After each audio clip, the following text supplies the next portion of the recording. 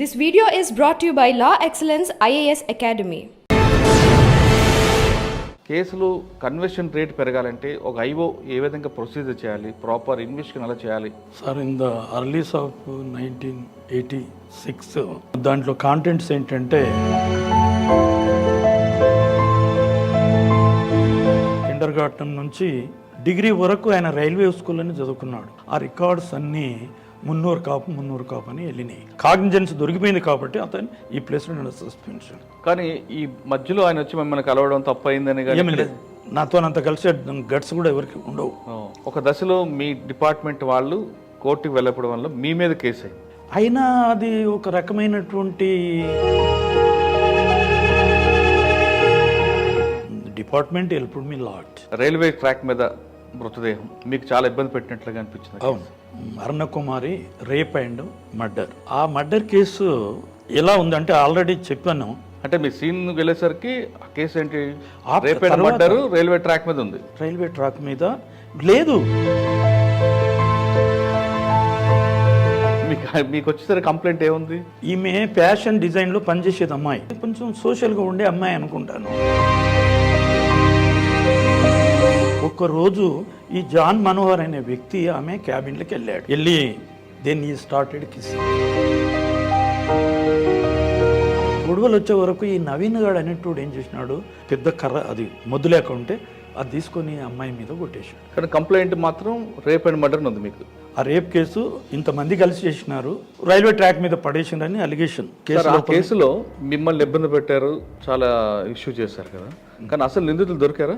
నేను నిజంగా చెప్తాను, నేను ఎవరికి ఏం భయపడను. ఇప్పటి కూడా నన్ను చంపిన కూడా నేనేం భయపడే వ్యక్తిని ఏమి కాదు. ఒకసారి పట్నం రాజేందర్ రెడ్డి గారి కేసు. ఇప్పుడు పట్నం రాజేందర్ రెడ్డి అనే వ్యక్తి టీడీపీ క్యాండిడేట్స్. వీళ్ళు ఈ ఎస్సీలు ఎస్టీలు బీసీలు అందరు పదురుకొని ఈయన్ని ఎప్పుడన్నా చంపాలనేటటువంటిది ఎప్పటి నుంచో కాసుకొని ఉన్నారట. అందరూ విలేజ్లో అందరు కలిసి గుంపు కూడా ఆయనను ముక్కలు నరికించారు. అదే harassment on weaker sections by the Rajender Reddy. దానివల్ల గ్రామం ఆయన మీద కక్ష, గ్రామంగా చుట్టుపక్కల విలేజ్లన్నీ, అన్ని గ్రామాలు కక్ష పెట్టుకున్నాడు. ఎంత మరి ఆయన ఇబ్బంది పెట్టుంటాడు ఏమో, అది నాకు చెప్పిన ఇన్ఫర్మేషన్ కానీ నేను స్వయంగా చూసింది కాదు సార్. సార్ ఫైనల్ గా చెప్పండి, కన్వెన్షన్ రావాలంటే ఒక ఆఫీసర్ ప్రొసీజర్ ఏ విధంగా చేయాలండి? అక్యూజ్డ్కు ఉన్న అలవాట్లు ఏమిటి మనం మొదలు దాన్ని అబ్జర్వ్ చేయాలి.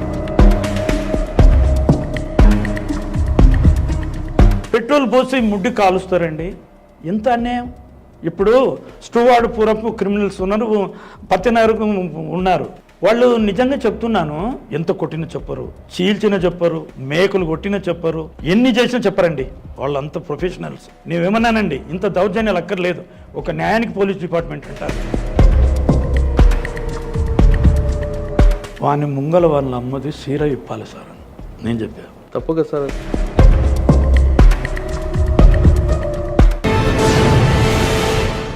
Welcome to crime diaries.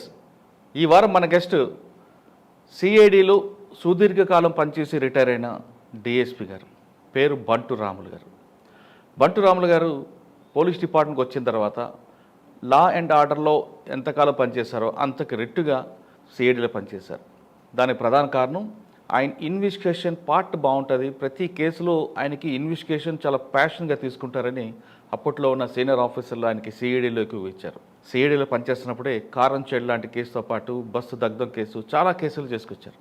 అయితే పార్ట్ 1లో ఆయన సిఐడిలో కొంతవరకు సబ్జెక్ట్ డిస్కస్ చేశారు, కానీ ఆయన రికార్డ్ చూస్తే సిఐడిలోనే దాదాపు 4-5 మర్డర్ కేసులు, దాదాపు 7-8 కిడ్నాప్ కేసులు ట్రేస్ అవుట్ చేశారు.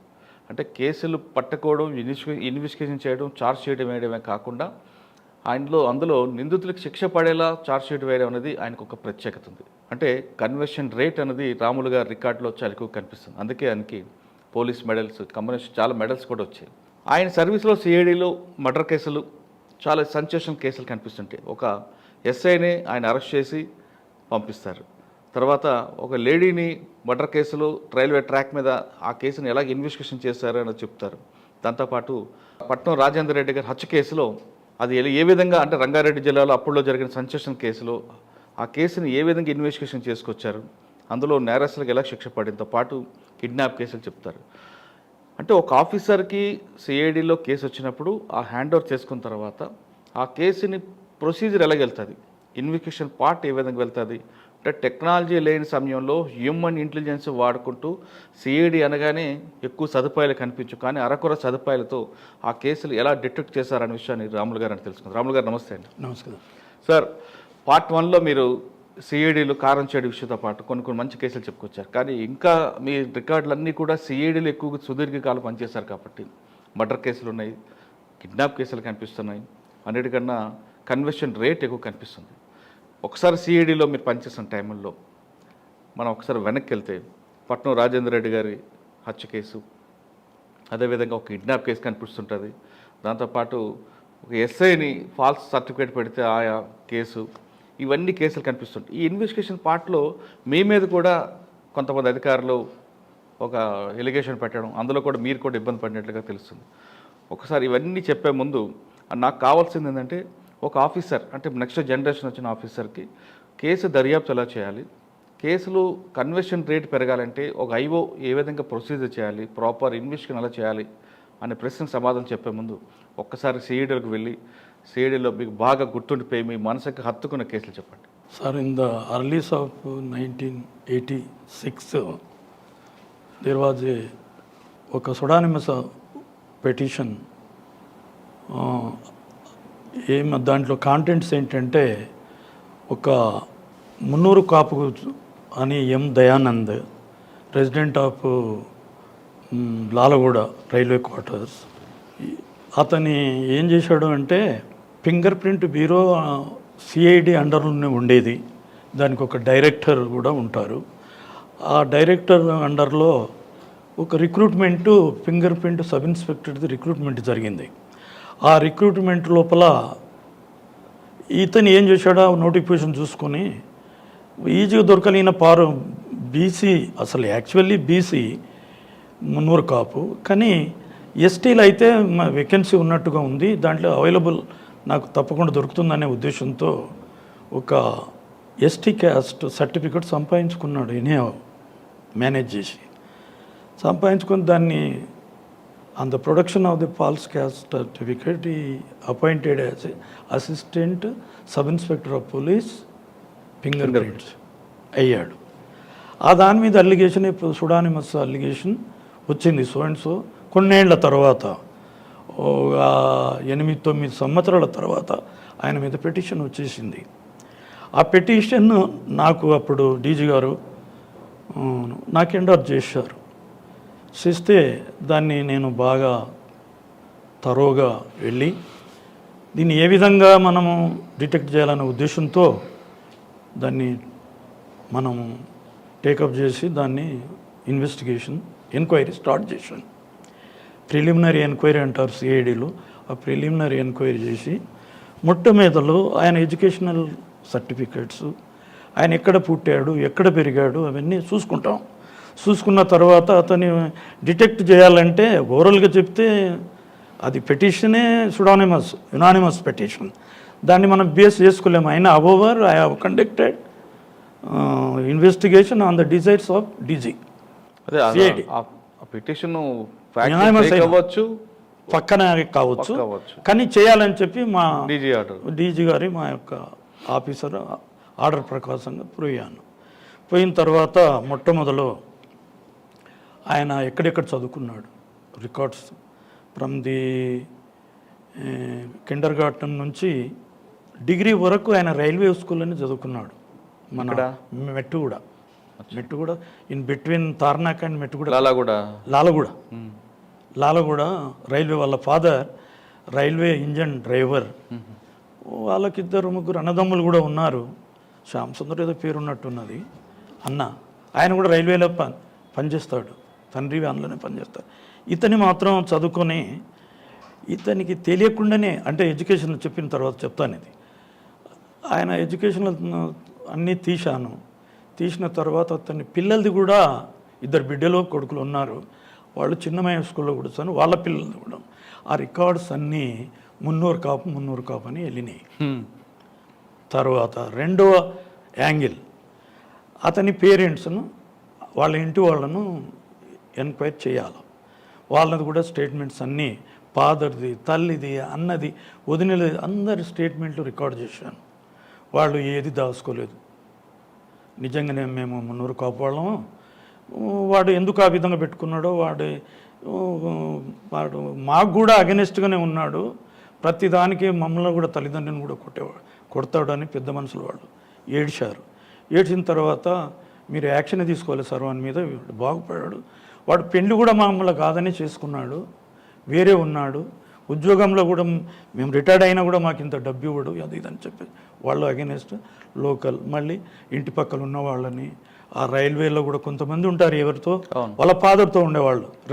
ఆయన ఇంజన్ డ్రైవర్, ప్రత్యేక ఏపీకేనంట, ఆయన ఏపీ ఎక్స్ప్రెస్ నడిపేవాడంట. ఆయన డ్రైవర్ కొలీగ్స్ కూడా ఎగ్జామ్ చేస్తే వాళ్ళు కూడా చెప్పారు. మళ్ళీ లోకల్ ఎంక్వైరీ. ఇప్పుడు ఈ ఇన్వెస్టిగేషన్ జరుగుతున్నప్పుడు ఆ కంప్లైంట్కి డౌట్ వచ్చి మీకు కాల్ చేశాడా? ఎవరు చేయరు, వాడు మా దగ్గరనే ఉన్నాడు కదా. అతన్ని ఆయన తెలుసా మా మీద వచ్చింది, తెలిసిపోయి మీద రాలేదా తప్పు అయిపోయిందని? వచ్చుడు అని అంటే తర్వాత వస్తారు. ఇప్పుడు ఏం జరిగేటప్పుడు ప్రిలిమినరీ ఎంక్వైరీ అంటే ఎవరికి సీక్రెట్ గా నడిపిస్తాం, సీక్రెట్ జరిగిందా నడిపిస్తాం. ఆయన నోటీస్ లేదు, ఇంకా లేదు, ఉండదు. School material evidence, oral evidence, documentary evidence వచ్చిన తర్వాతే అక్కడ తెలుస్తుంది. అప్పుడు యాక్షన్ చేయబోతాం కదా, కేసు ఏదో కట్టనికి పోతాం, అప్పుడు తెలుస్తుంది. సీక్రెటే. అందుకే మేమేం రాస్తామంటే I caused enquiries, discreet enquiries అని స్టార్ట్ చేస్తాం రిపోర్టే. అదంతా అది సీక్రెట్గానే ఉండిపోతాయి. అలాంటి తర్వాత అవంతా కలెక్ట్ చేసిన తర్వాత కేసు ప్రిలిమినరీ రిపోర్ట్ రాసిన తర్వాత అన్ని రికార్డ్స్తోని అతని మీద కేసు కట్టాల అని అప్పుడు పుల్లారెడ్డి గారు ఎస్పీ ఉన్నారు, SC/ST సెల్కి. అప్పుడు సార్ ఈ విధంగా ఉన్నది అట్లా అంటే కేసు కట్టేయాలి మరి అది ఇదని చెప్పి అన్నాడు ఆయన. ఓకే, కేసు కట్టాం. ఓకే, కేసు క్రైమ్ నెంబర్ 32 ఎంతో ఉన్నది నోటెడ్ నాకు, ఎందుకంటే అతన్ని చాలా మట్టుగా కోర్టులకు అక్కడిక్కడ దింపాడు ఆయన. కేసు చాలా జ్ఞాపకం ఉంది నాకు. అయితే 32/80 ఉన్నది క్రైమ్ నెంబర్ ఎంతో. కేసు కట్టిన తర్వాత అది second case in CB/CID police station, registered by my self, నేనే చేశాను. First case police station start అయిందే నాతోని. ఫస్ట్ కేసు ఏమో ఒక అడ్వకేట్, పార్ట్ 1లో చెప్పాం మనం. అవును. ఇప్పుడు పార్ట్ 2 లోపల ఒక SI ఈయన చేసిన తర్వాత అతన్ని సస్పెండ్ చేసేసారు. గవర్నమెంట్ ఎంప్లాయీ కదా, తొందరగా కేసు కట్టిన తర్వాత ఇక కాగ్నిజెన్స్ దొరికిపోయింది కాబట్టి అతన్ని ఈ ప్లేస్లో suspension. During the suspension period ఈ వెంట్ టు AP ట్రిబ్యునల్. కానీ ఈ మధ్యలో ఆయన వచ్చి మిమ్మల్ని కలవడం తప్పు అయిందని ఏమీ లేదు. అప్పుడు కలవనికి వీల్లేదు, నాతో అంత కలిసి గట్స్ కూడా ఎవరికి ఉండవు. నేనంటేనే చాలా అది ఇంకా అగెనిస్ట్గా పోతాడా వీడు అని చెప్పేసి ఎవరు నా దగ్గర ఏం గుర్చేయలేదు. ఒక్క పొలిటికల్ వాళ్ళు ఏదో ఎంత ఫోన్లు చేయొచ్చు, కానీ డిపార్ట్మెంట్లు ఉన్న వాళ్ళు, ఒక DSPలు కానీ ఎవరు కానీ నాకు చెప్పిన వాళ్ళు ఎవరు చేయరు. ఆ కేసులో సస్పెండ్ చేసి కన్నా ముందు అరెస్ట్ చేయొచ్చు కదా. అరెస్ట్ అయినందుకే ఈ ప్లేస్ జైలుకి పంపించారు. ఆటోమేటిక్గా అవన్నీ జరుగుతాయి ప్రాసెస్, కానీ డిపార్ట్మెంటల్గా అవన్నీ సస్పెండ్లో పెట్టాలి. కేసు ఫైనల్ సెటిల్మెంట్ వచ్చినంత వరకు డిస్మిస్ చేయడానికి వెళ్ళలేదు. ఆయన ఇప్పుడు ట్రిబ్యునల్కి వెళ్ళాడు. వెళ్ళిన తర్వాత ఎట్లా వెళ్ళిండు, వీళ్ళు అనవసరంగా నన్ను ఇట్లా సస్పెండ్ చేశారు, దాన్ని స్క్వాష్ చేయాలని AP ట్రిబ్యునల్కి వెళ్ళాడు. AP ట్రిబ్యునల్కి వెళ్తే దానికి కౌంటర్ మా వాళ్ళు వేస్తారు. దాని లోపల అతని సక్సెస్ కాలేదు. తర్వాత కొన్నాళ్ళకు మళ్ళీ ఇంకో పిటిషన్ వేశాడు. అది కూడా అతనికి దాన్ని వచ్చేస్తే అతనికి ఎక్స్పర్టీ ఆర్డర్ వచ్చేసింది. మా వాళ్ళు ఏదంటే ముందు అయినారు, ఎక్స్పర్టీ ఆర్డర్ వచ్చేస్తే ఈ డిస్మిస్సల్ నన్ను సస్పెండ్ చేయడం, వీళ్ళు మా మీదనే యాక్షన్ తీసుకున్నారా, IO మీదనే యాక్షన్ తీసుకున్నారని నా మీద పిటిషన్ పడేశాడు. నా మీద జైపాల్ అని చెప్పి director finger prints, principal cinema school, ఇంకా రైల్వే స్కూల్ వాళ్ళ మీద రికార్డ్స్ ఎక్కడెక్కడో వాళ్ళందరి మీద వేసేసాడు.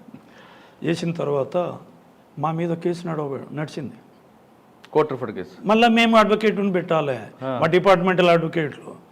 ఆ డిపార్ట్మెంటల్ కూడా నడదు అంటే మళ్ళీ గవర్నమెంట్ డబ్బులు ఇచ్చి వేరే ప్రైవేట్ డాక్టర్ని అపాయింట్ చేశారు ఆ కేసులో. ఆ. నా తరపున చేస్తే అప్పుడు కోర్టు ఏం చేసింది, మళ్ళీ ఎంక్వైరీ వేసింది నా మీద. ఈయన సరిగ్గా చేసిండో లేదో అని కోర్టు నుంచి డైరెక్షన్స్ సిబిసిఐడికి వచ్చినాయి. వచ్చినప్పుడు వాళ్ళు ఇంకో ఇన్స్పెక్టర్కి కేసు ఎంటర్ చేశారు. అంటే మొత్తం ఎపిసోడ్ అంతా అయిపోయింది కదా, ఇక ఆయన ఓవరాల్గా ఫైనల్గా డిసిషన్ ఇవ్వాలి ఈయన డిస్మిసల్ గురించి. అయితే ఆయన వసుంధరం అని చెప్పి ఇన్స్పెక్టర్కి అది ఇచ్చేశారు. ఆయన ఇన్వెస్టిగేషన్ చేసి ఇతనిది అంత బోగసే అతను అని చెప్పేసి కోర్టుకు సబ్మిట్ చేశాడు. దాని మీద కోర్టు నుంచి ఈయన్ని టర్మినేట్ చేయండి, డిస్మిస్ చేయండి అని చెప్పేసి ఆర్డర్స్ వచ్చాయి. అతన్ని dismissed from the service. Okay sir, ఆ కేసులో ఒక వేక్ కంప్లైంట్ని మీరు ఎంక్వైరీ చేసి దానికి స్ట్రాంగ్ బిల్డప్ చేసి ఆయన అరెస్ట్ చేసి సస్పెండ్ చేశారు. ఒక దశలో మీ డిపార్ట్మెంట్ వాళ్ళు కోర్టుకి వెళ్ళకపోవడం వల్ల మీ మీద కేసు అయింది. మీరు మళ్ళీ అడ్వకేట్ పెట్టుకోవడం, ఇదంతా పెద్ద హెడేక్ కదండి. ఇది మీకు ఇబ్బంది అనిపించలేదు? అయినా అది ఒక రకమైనటువంటి రెస్పాన్సిబిలిటీ సార్. రెస్పాన్సిబిలిటీ కానీ డిపార్ట్మెంట్కి సపోర్ట్ చేయాలి. చేసింది. నేను చెప్పిన కదా, అడ్వకేట్ ఫీజులు అవన్నీ కట్టింది డిపార్ట్మెంట్. Helped me lot. అచ్చా, ఓకే. ఆ కేసు పక్కన పెడదామండి. పట్నం రాజేంద్ర రెడ్డి గారికి వచ్చి చెప్పండి. చాలా పెద్ద ఇష్యూ కదా అప్పుడు. పట్నం రాజేంద్ర రెడ్డి గారికి ముందు రైల్వే ట్రాక్ మీద మృతదేహం మీకు చాలా ఇబ్బంది పెట్టినట్లుగా అనిపించింది. అవును, అరుణకుమారి రేప్ అండ్ మర్డర్.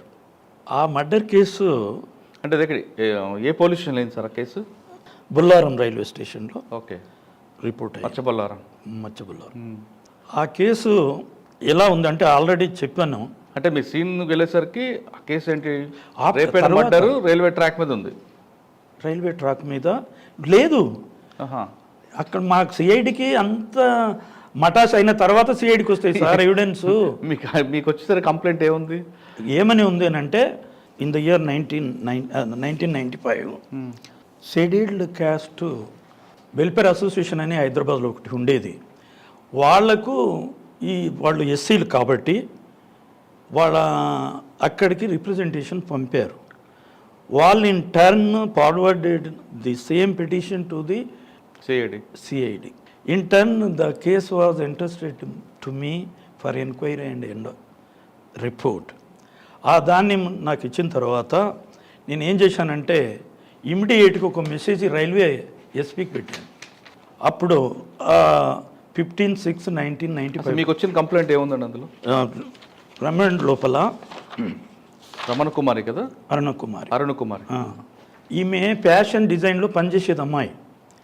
ఆ చేసి అక్కడ ప్రిన్సిపల్ మొదలు సిడిఆర్ హాస్పిటల్లో ఈమె రిసెప్షనిస్ట్గా పనిచేసే వ్యక్తి. అయితే అతనికి అక్కడ ల్యాబ్లో వాళ్ళంతా ఫ్రెండ్స్లు ఎక్కువ ఉన్నారు. ఉంటే ఏమైపోయింది, వీళ్ళందరితో నుండి కొంచెం సోషల్గా ఉండే అమ్మాయి అనుకుంటాను. అక్కడ జరుగుతుంటే ఏమైపోయిందంటే ఒకరోజు ఒక జాన్ మనోహర్ అని చెప్పేసి ఒక టెక్నీషియన్ ఈమె రూమ్లో ఉన్నప్పుడు ఆ అమ్మాయి కూడా ల్యాబ్కి వచ్చిందని స్టేట్మెంట్ నాకు వచ్చింది. నా ఇన్వెస్టిగేషన్లో తేలింది అది. అయిన తర్వాత అక్కడ ఏమని చెప్పిండ్రు అని అంటే, ఎవిడెన్స్ అంటే నేను విట్నెస్ను కలెక్ట్ చేసేటప్పుడు వాళ్ళు చెప్పింది ఏంటంటే, ఆ అమ్మాయి అందరితో సోషల్గా ఉండేది. ఒక్కరోజు ఈ జాన్ మనోహర్ అనే వ్యక్తి ఆమె క్యాబిన్లోకి వెళ్ళి ఒక వండర్ఫుల్ గుడ్ న్యూస్ నీకు చెప్తాను, నువ్వు కళ్ళు మూసుకో అన్నాడు అని. అంటే అమ్మాయి friendly accordingly closed her eyes. Then he started kissing start చేశాడు. కిస్సింగ్ స్టార్ట్ చేసే వరకు అమ్మాయి కోపం వచ్చి చెంపల మీద కొట్టింది, బాగా కొట్టేసింది. కొట్టి మళ్ళీ హెడ్ ఆఫ్ ది హాస్పిటల్కు రిపోర్ట్ చేసింది డిపార్ట్మెంట్.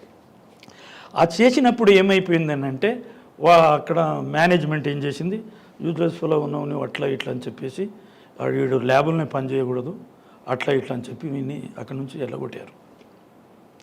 వెళ్ళగొడితే మళ్ళీ ఇప్పుడు వేరే హాస్పిటల్లో పనిచేసే టెక్నీషియన్ మళ్ళీ వేరే హాస్పిటల్లో ఎక్కడనో తెలుసా అని చెప్పి పంచగుట్ట పోలీస్ స్టేషన్ ముందు ఉంది, అక్కడికి వచ్చి ఆవిడ పని చేసుకుంటూ ఉన్నాడు.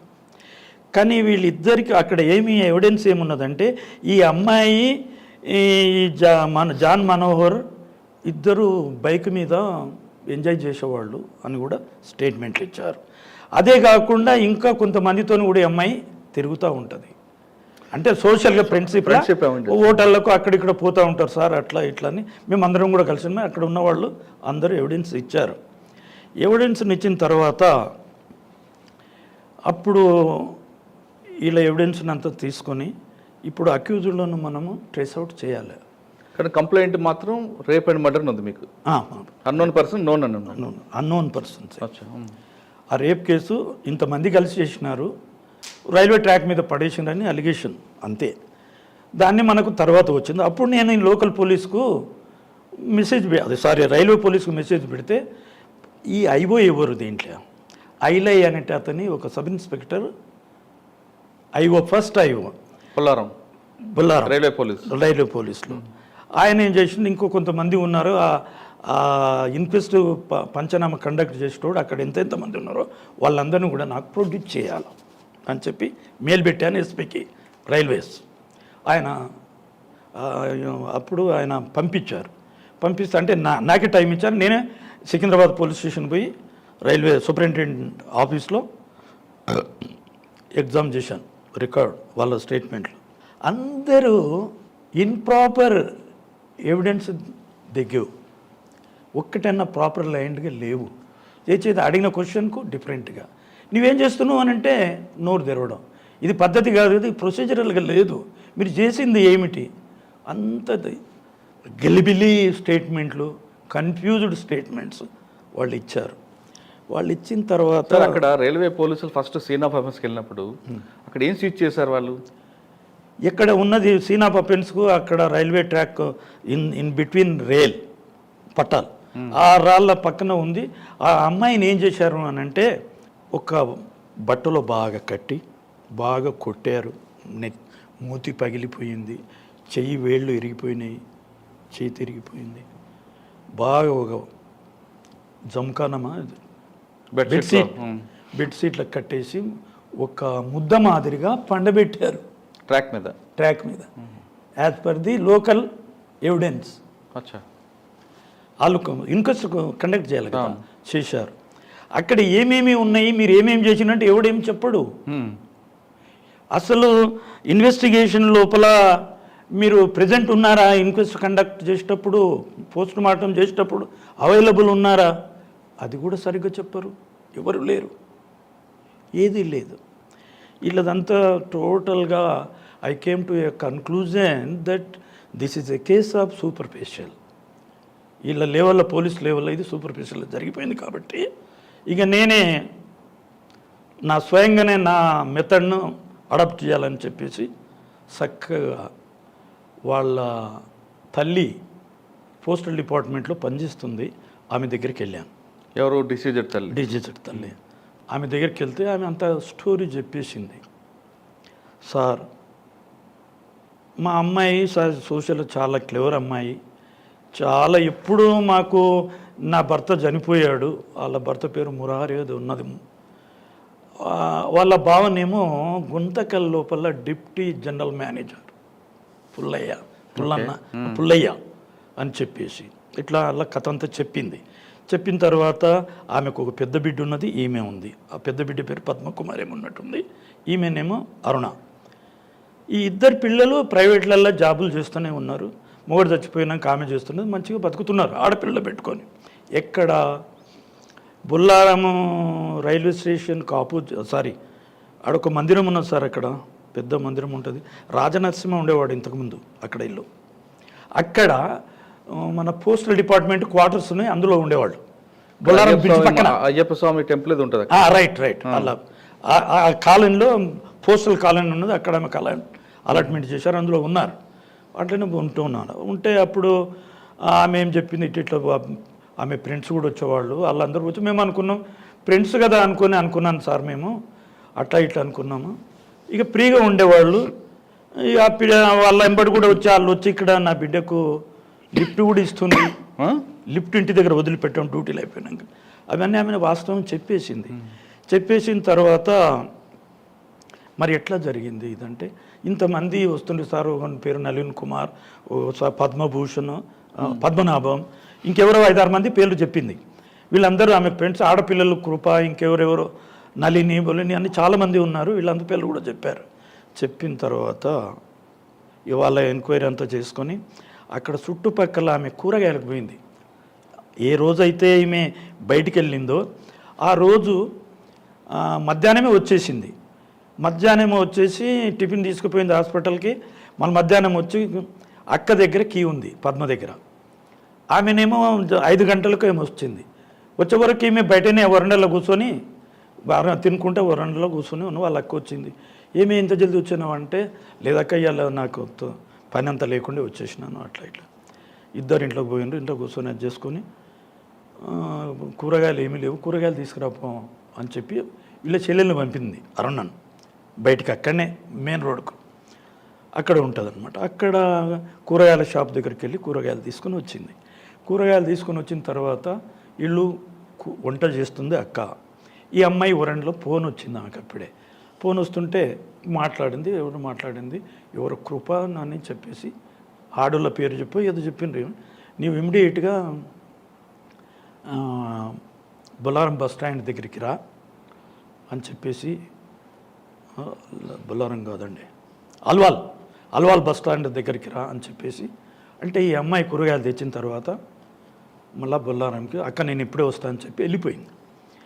వెళ్ళిపోయి వీళ్ళు వస్తుంది వీళ్ళ ఫ్రెండ్స్ ఉన్నారని వాళ్ళకు అది తెలుసు కదా, ఎక్కడ ఫ్రెండ్స్తో ఎక్కడన్నా ఎంజాయ్ చేస్తున్నారేమో, ఎక్కడున్నా క్లబ్లో బొబ్బులో అన్న థింకింగ్లో ఉండి 2 గంటల రాత్రి అయినా కూడా వీళ్ళు అప్పుడు వీళ్ళకి మనసుకి ఇంత రాత్రి అయిపోయా రాకపోయా ఏమైపోయా అని చెప్పి పరిశాన్ అయిపోయారు. తెల్లారిపోయింది, రాలేదు. అప్పుడు ఆమె పోలీస్ స్టేషన్ పరిగెత్తారు. రాత్రి రాలేదు మా బిడ్డ అట్లా అంటే. అయితే వీళ్లకు అప్పుడు టెలిఫోన్ లేవు కదా, ల్యాండ్లైన్ టెలిఫోన్లు ఉన్నాయి. మరి మొబైల్ ఫోన్ ఉందంటున్నారు, వచ్చిందంటున్నారు కదా, ఎక్కడి ఫోన్ మాట్లాడుతుంది అని అన్నారు. ఆమె అమ్మాయి దగ్గర ఉంది, ఇంట్లో లేదు. అమ్మాయి దగ్గర మొబైల్ ఫోన్ ఉంది, వాళ్ళ ఇంట్లో ల్యాండ్ ఫోన్ లేదు. అప్పుడు కొత్త వెళ్ళినాయి అప్పుడు అనుకుంటాను. అప్పుడు కూడా తక్కువ, అవి చాలామంది దగ్గర లేవు, డబ్బులు ఉన్న వాళ్ళ దగ్గరనే ఉంటాయి అవి. అయితే అప్పుడు ఒక యునానిమస్ కాల్ వచ్చింది వాళ్ళ అమ్మకు. ఆమెకు మొబైల్ ఉంది, ల్యాండ్ ఫోన్కి వచ్చి. ఆమె తల్లి దగ్గర లేదు. ఈ ల్యాండ్ ఫోన్ డిపార్ట్మెంటల్ కదా, ల్యాండ్ ఫోన్కి వచ్చింది. శ్రీనివాస్ అనే ఒక అతని ఫోన్ చేశాడు ఆమెకు. ఎట్లా చూడమ్మా, 5-6 మంది కలిసి ఉన్నారు, ఈ అల్వాల్ బ్రిడ్జి పక్కకు రమ్మన్నారు, అక్కడ మీరు అన్నట్టు జ్ఞాపకం చేశారు అయ్యప్ప టెంపుల్ దగ్గర. అక్కడ కింద కూర్చొని వీళ్ళు గ్యాదర్ అయ్యారు. గ్యాదర్ అయిపోయిన తర్వాత వీడు ఈ నళిన్ అనేటోడు వీనితో కూడా లింకు ఉన్నదన్నట్టుగా అనుమానాలు అమ్మాయికి. అయితే వీడు జాన్ మనోహర్ గారికి కూడా లింక్ ఉన్నదని అనుమానం. వాడు వేరే ఉన్నాడు. అయితే వీడు ఏం చేసినాడు, జాన్ మనోహర్ గారు ఈమెను ప్రేమిస్తా పెళ్లి చేస్తా అని చెప్పేసుకుని ఒడంబడిక చేసుకున్నారు.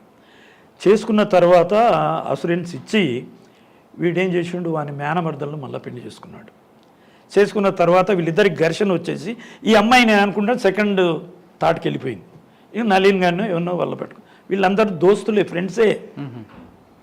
ఈ నవీన్ వీళ్ళందరికీ అంతా, ఈ జాన్ మనోహర్ గారు వీళ్ళందరూ ఫ్రెండ్స్. వీళ్ళందరూ కలిసి 5-6 మంది అది వచ్చింటే అక్కడ డిస్కషన్స్ అయిపోయినాయి. ఈ అందరి మీద నీవెట్లా పెళ్లి చేసుకున్నావురా అని చెప్పేసి, నువ్వు వాని మీద ఏం చేసినావు, నీవు ఎందుకు చేసినావు, నువ్వు పెళ్లి చేసుకున్నావు అని గొడవలు వచ్చినాయి. గొడవలు వచ్చే వరకు ఈ నవీన్ గాడు అనేటోడు ఏం చేసినాడు, అక్కడ ఒక బ్లంట్ పెద్ద కర్ర, అది మొద్దు లేక ఉంటే అది తీసుకొని అమ్మాయి మీద కొట్టేశాడు, తల మీద కొట్టాడు.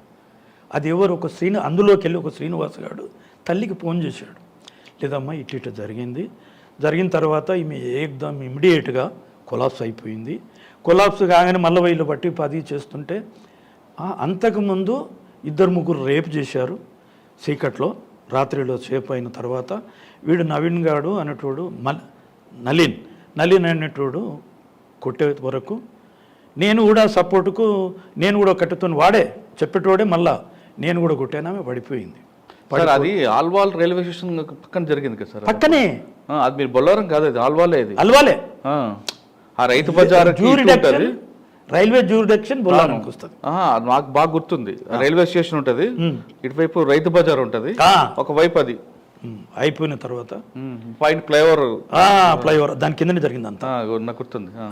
అక్కడ పెద్దగా ఒక గుళ్ళు ఉండే హిందూ దేవాలయాలు, జాతరలు తాగుతుండే అక్కడ జాతర ఎవ్రీ సండే కిర్చిపోతుండే జనాలు.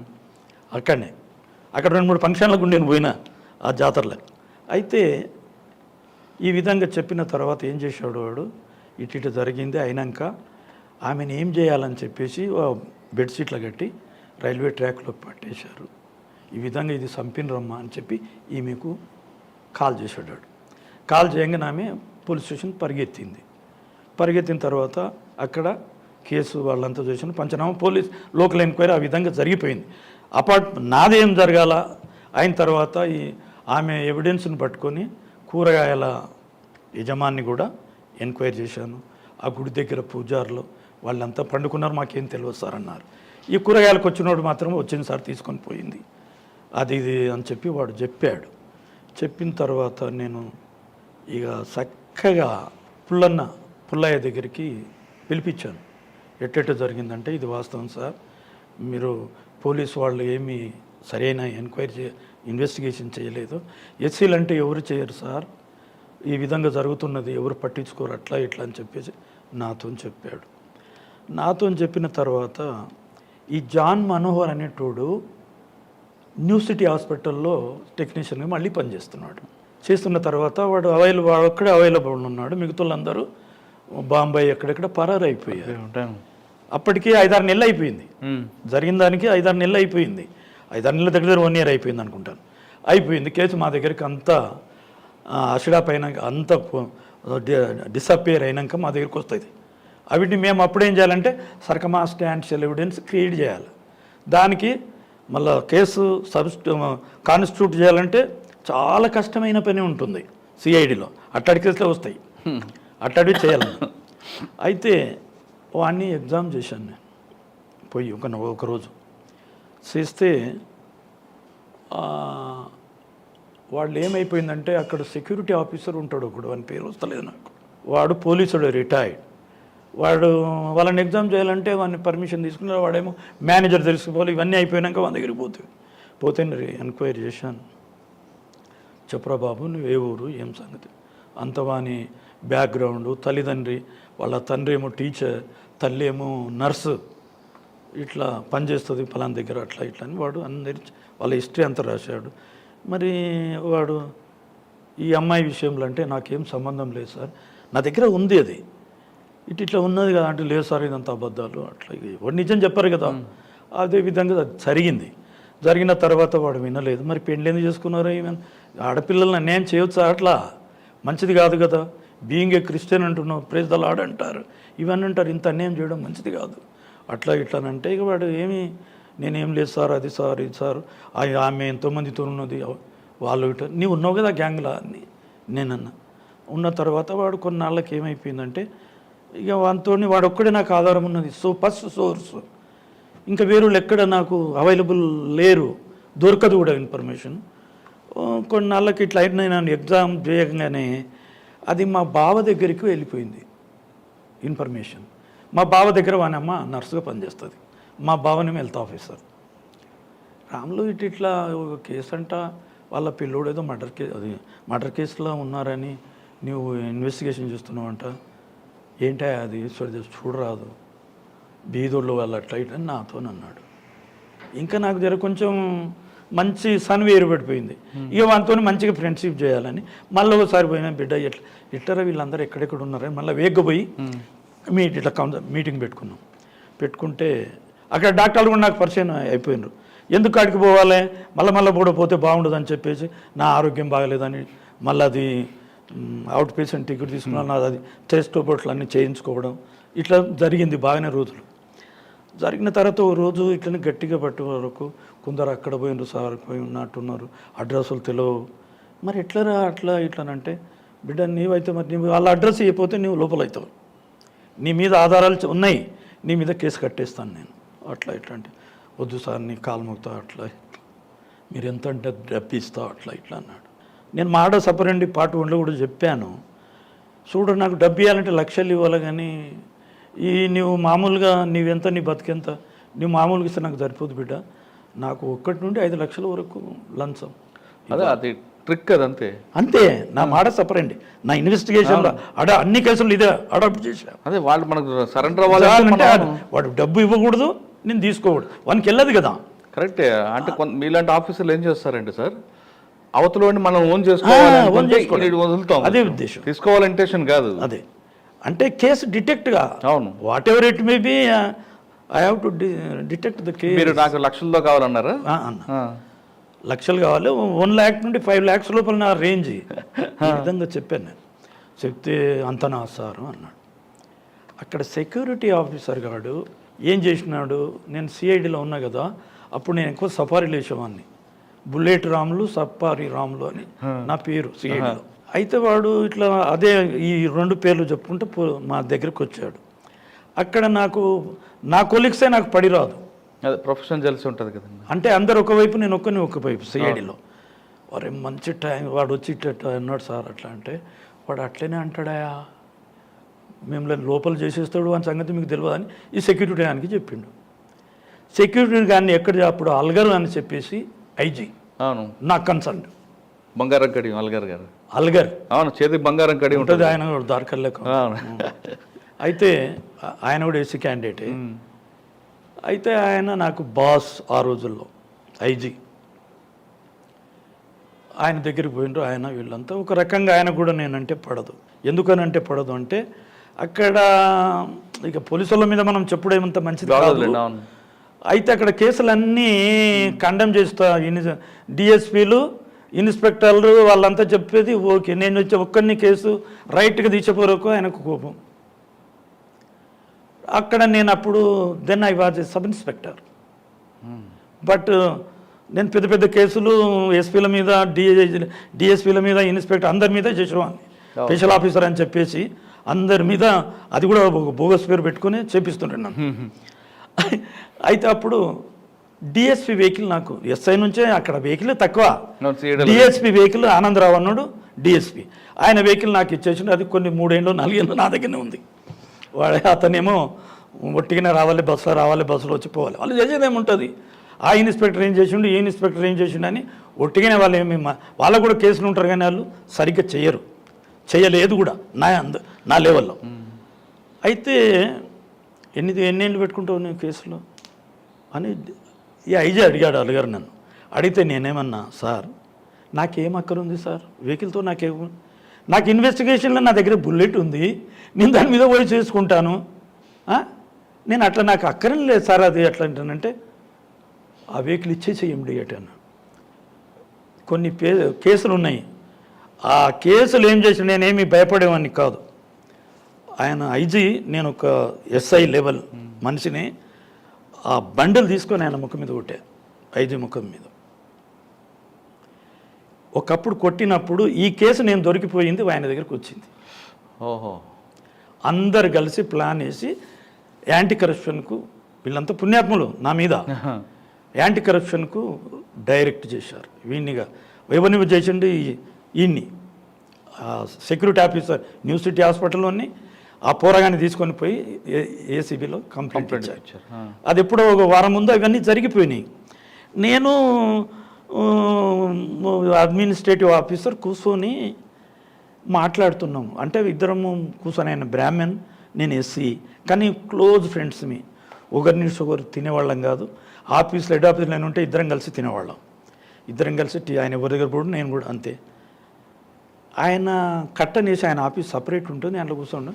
తింటుంటే ఒక అతని వచ్చి తొంగి చూశాడు.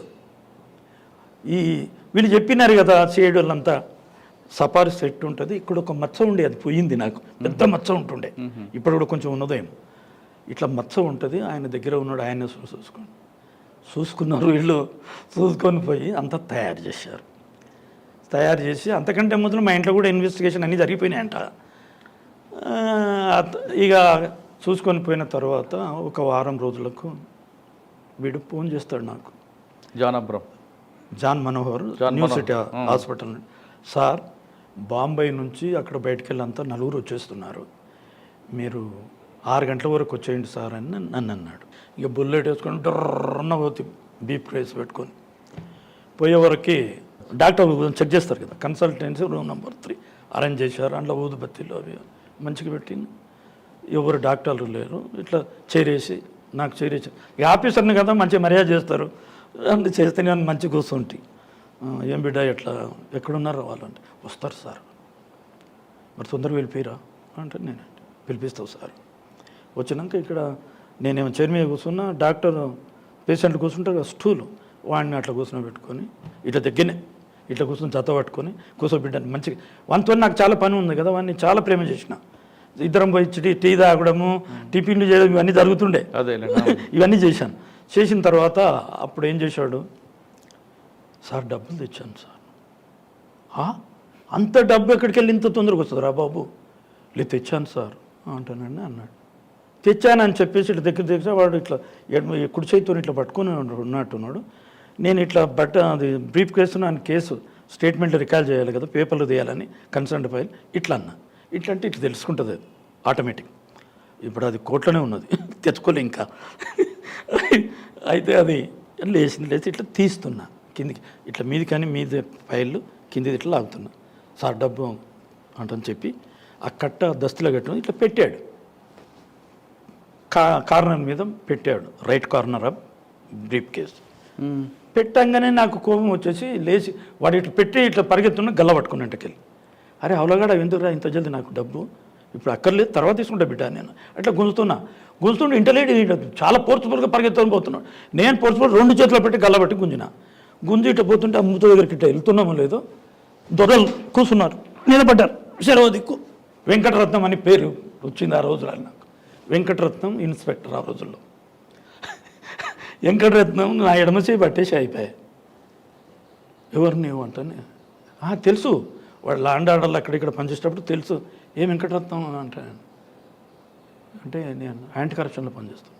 యాంటీ కరప్షన్ కథ ఇక్కడ ఇంకోటి పట్టిండు, ఇంకోటి 2 పడ్డాడు. ఒకటి ప్రసాదో ఎవరో డిఎస్పి కూడా ఉన్నాడు.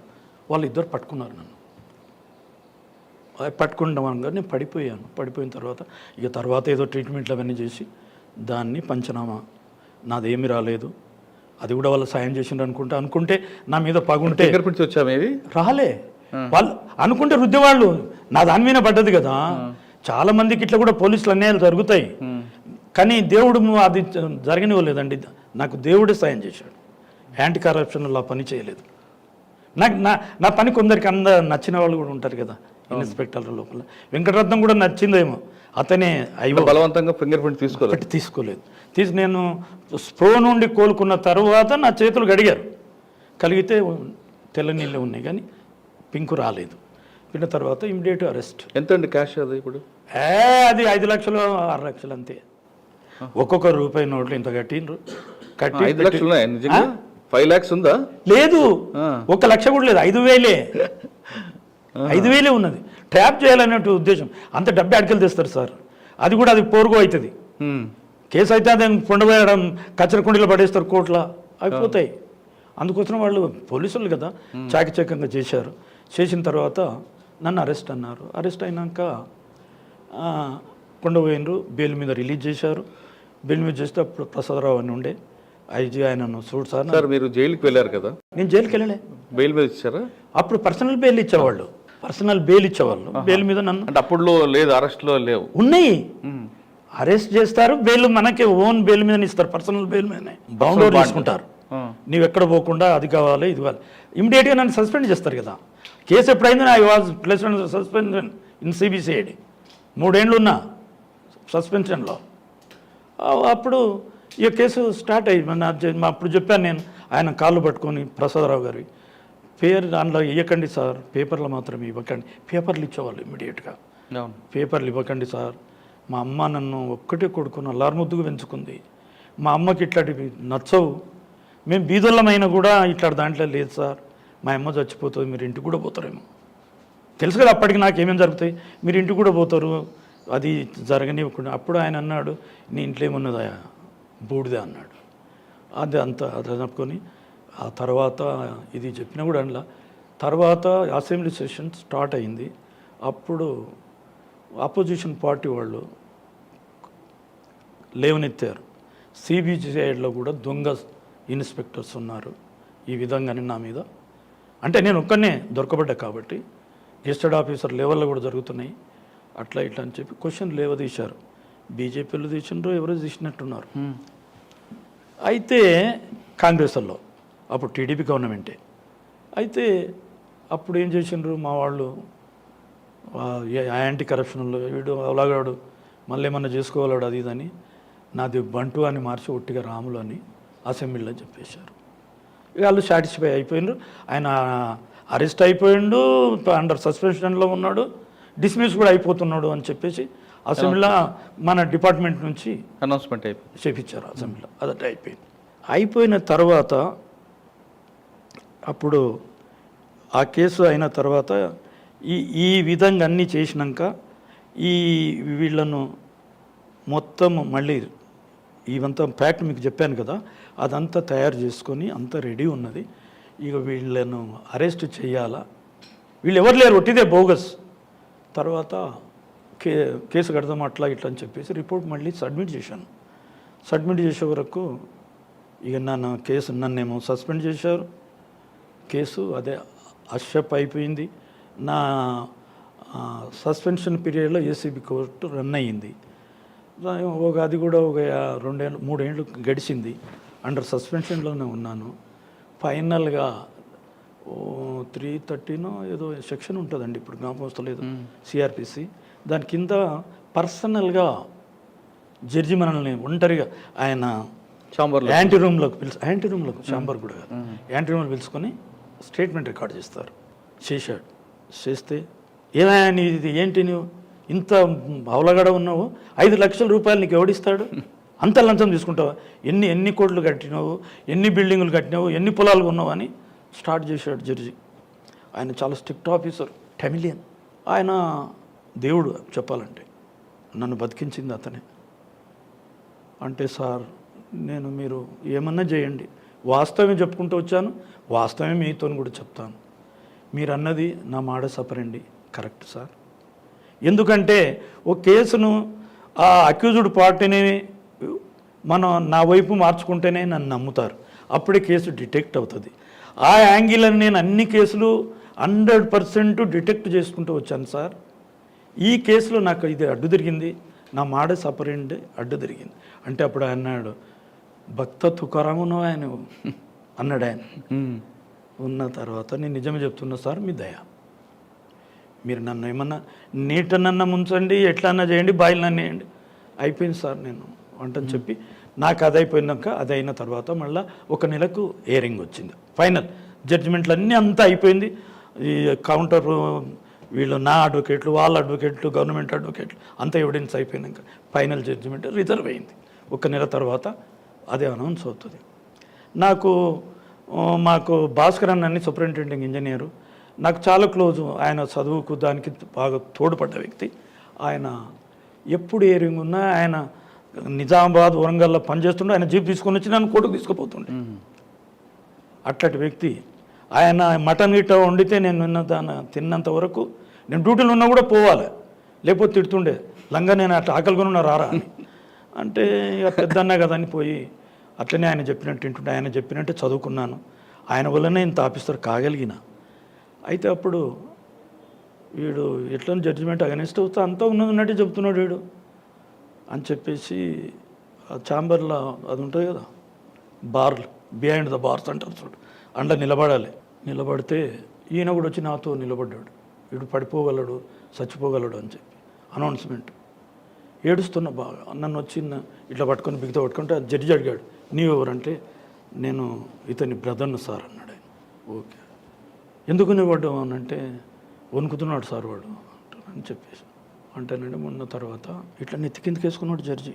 నెత్తి ఇట్లా కిందకి వేసుకొని, mister B Ramulu so and so, inspector of CBCID, found not guilty అన్నాడు. అప్పుడు ఎంత సంతోషం మా అన్నకు మాకు. అదని ఆయన అంటే అప్పుడే కాలు మొక్కపోయినా ఆయన వినలేదు, లేచి వెళ్ళిపోయాడు. అట్లా జరగదంట. మనం అనుకున్నట్టు కోర్టు ప్రొసీజర్ ఉంటుంది కదా. నేను ఎట్లా ఎప్పుడైతే ఆయన దగ్గరికి నేను పరిగెత్తనికి పోతుంటే ఆయన లోపల లేచి వెళ్ళిపోయాడు, డోర్ వేసుకున్నాడు. ఇక ఆ తర్వాత ఆ కేసు అట్లా జరిగిపోయింది సార్. ఈ విధంగా ఆ కేసులో మిమ్మల్ని ఇబ్బంది పెట్టారు, చాలా ఇష్యూ చేశారు కదా, కానీ అసలు నిందితులు దొరికారా? ఇక దొరకడే. నేను పట్టణానికి పోయే వరకే దాన్ని అదైపోయింది కదా, ఇప్పటికీ లేదు. తర్వాత ఆఫీసులు కూడా దాన్ని ఎవరు ఇంకా చేయడం, అది కెప్టెన్ పెండింగ్ టిల్ టుడే. అంటే అక్కడున్న సెక్యూరిటీ ఆఫీసర్ చేసిన పని ఇదంతా అంత పని మా వాళ్ళు కూడా మా పోలీసులు కలిపే, మా సిఐడి వాళ్ళు కలిపే చేశారు. కరెక్టే. ఆ మహానుభావుడు ఎవరని ఆ సెక్యూరిటీ ఆఫీసర్ మీ డిపార్ట్మెంట్ అయినా కదా, రిటైర్ అయ్యి వచ్చి ఉంటాడేమో. ఆయన పేరు ఏమో ఉన్నది సార్, ఇట్లా చెవులకు వెంట్రుకలు ఉంటుండే పేరు వస్తుంది. వెంకటస్వామి సమ్ పేరు ఉన్నది. అతని ఆయన స్కెచ్ ఇదంతా అంతా ఉన్నది. వీళ్ళు కూడా మా వాళ్ళు కూడా అంటే ఒకవైపు చూడు సార్, పోలీస్ డిపార్ట్మెంట్ లోపల చెప్పాలంటే చెప్తే చెడ్డవాళ్ళం అవుతాం, కానీ చెప్పకూడదు. డిపార్ట్మెంట్ మీకు అంత లైఫ్ ఇచ్చింది కాబట్టి నేను నిజంగా చెప్తాను, నేను ఎవరికి ఏం భయపడను. ఇప్పటి కూడా నన్ను చంపినా కూడా నేనేం భయపడే వ్యక్తిని ఏమి కాదు. ఓకే సార్, 2 కేసులు అయ్యాయి. ఒకసారి పట్నం రాజేంద్ర రెడ్డి గారి కేసు చెప్పండి. Of NTR in the earlies of 87 I think. అప్పుడు ఎలక్షన్ క్యాంపెయిన్ జరుగుతుంది. అక్కడ 2 వర్గాలు షాబాద్ మండల్లో, చేవెళ్ళ తాలూక్. మొదలు షాబాదేమే తాలూక్ ఉండేది. later it was created new Chevella and in the name of the Rangareddy district అని పోయింది, హైదరాబాద్ పోయి కూడా. ఆ తర్వాత అట్లా అయిపోయింది. అప్పుడు 2 వర్గాల మధ్యన క్లాసెస్ ఉంటాయి కదా, ఒకటి కాంగ్రెస్, ఒకటి టీడీపీ. ఇప్పుడు పట్నం రాజేందర్ రెడ్డి అనే వ్యక్తి టీడీపీ క్యాండిడేట్స్. వీళ్ళు వాళ్ళ బ్రదర్ మహేందర్ రెడ్డి, ఇంకా నరేందర్ రెడ్డి కొడంగల్, అది ఈయన ఎక్స్ మినిస్టర్, ఇప్పుడు కూడా ఎమ్మెల్సీ ఏదో ఉన్నారు తాండూరు నుంచి మహేందర్ రెడ్డి గారు.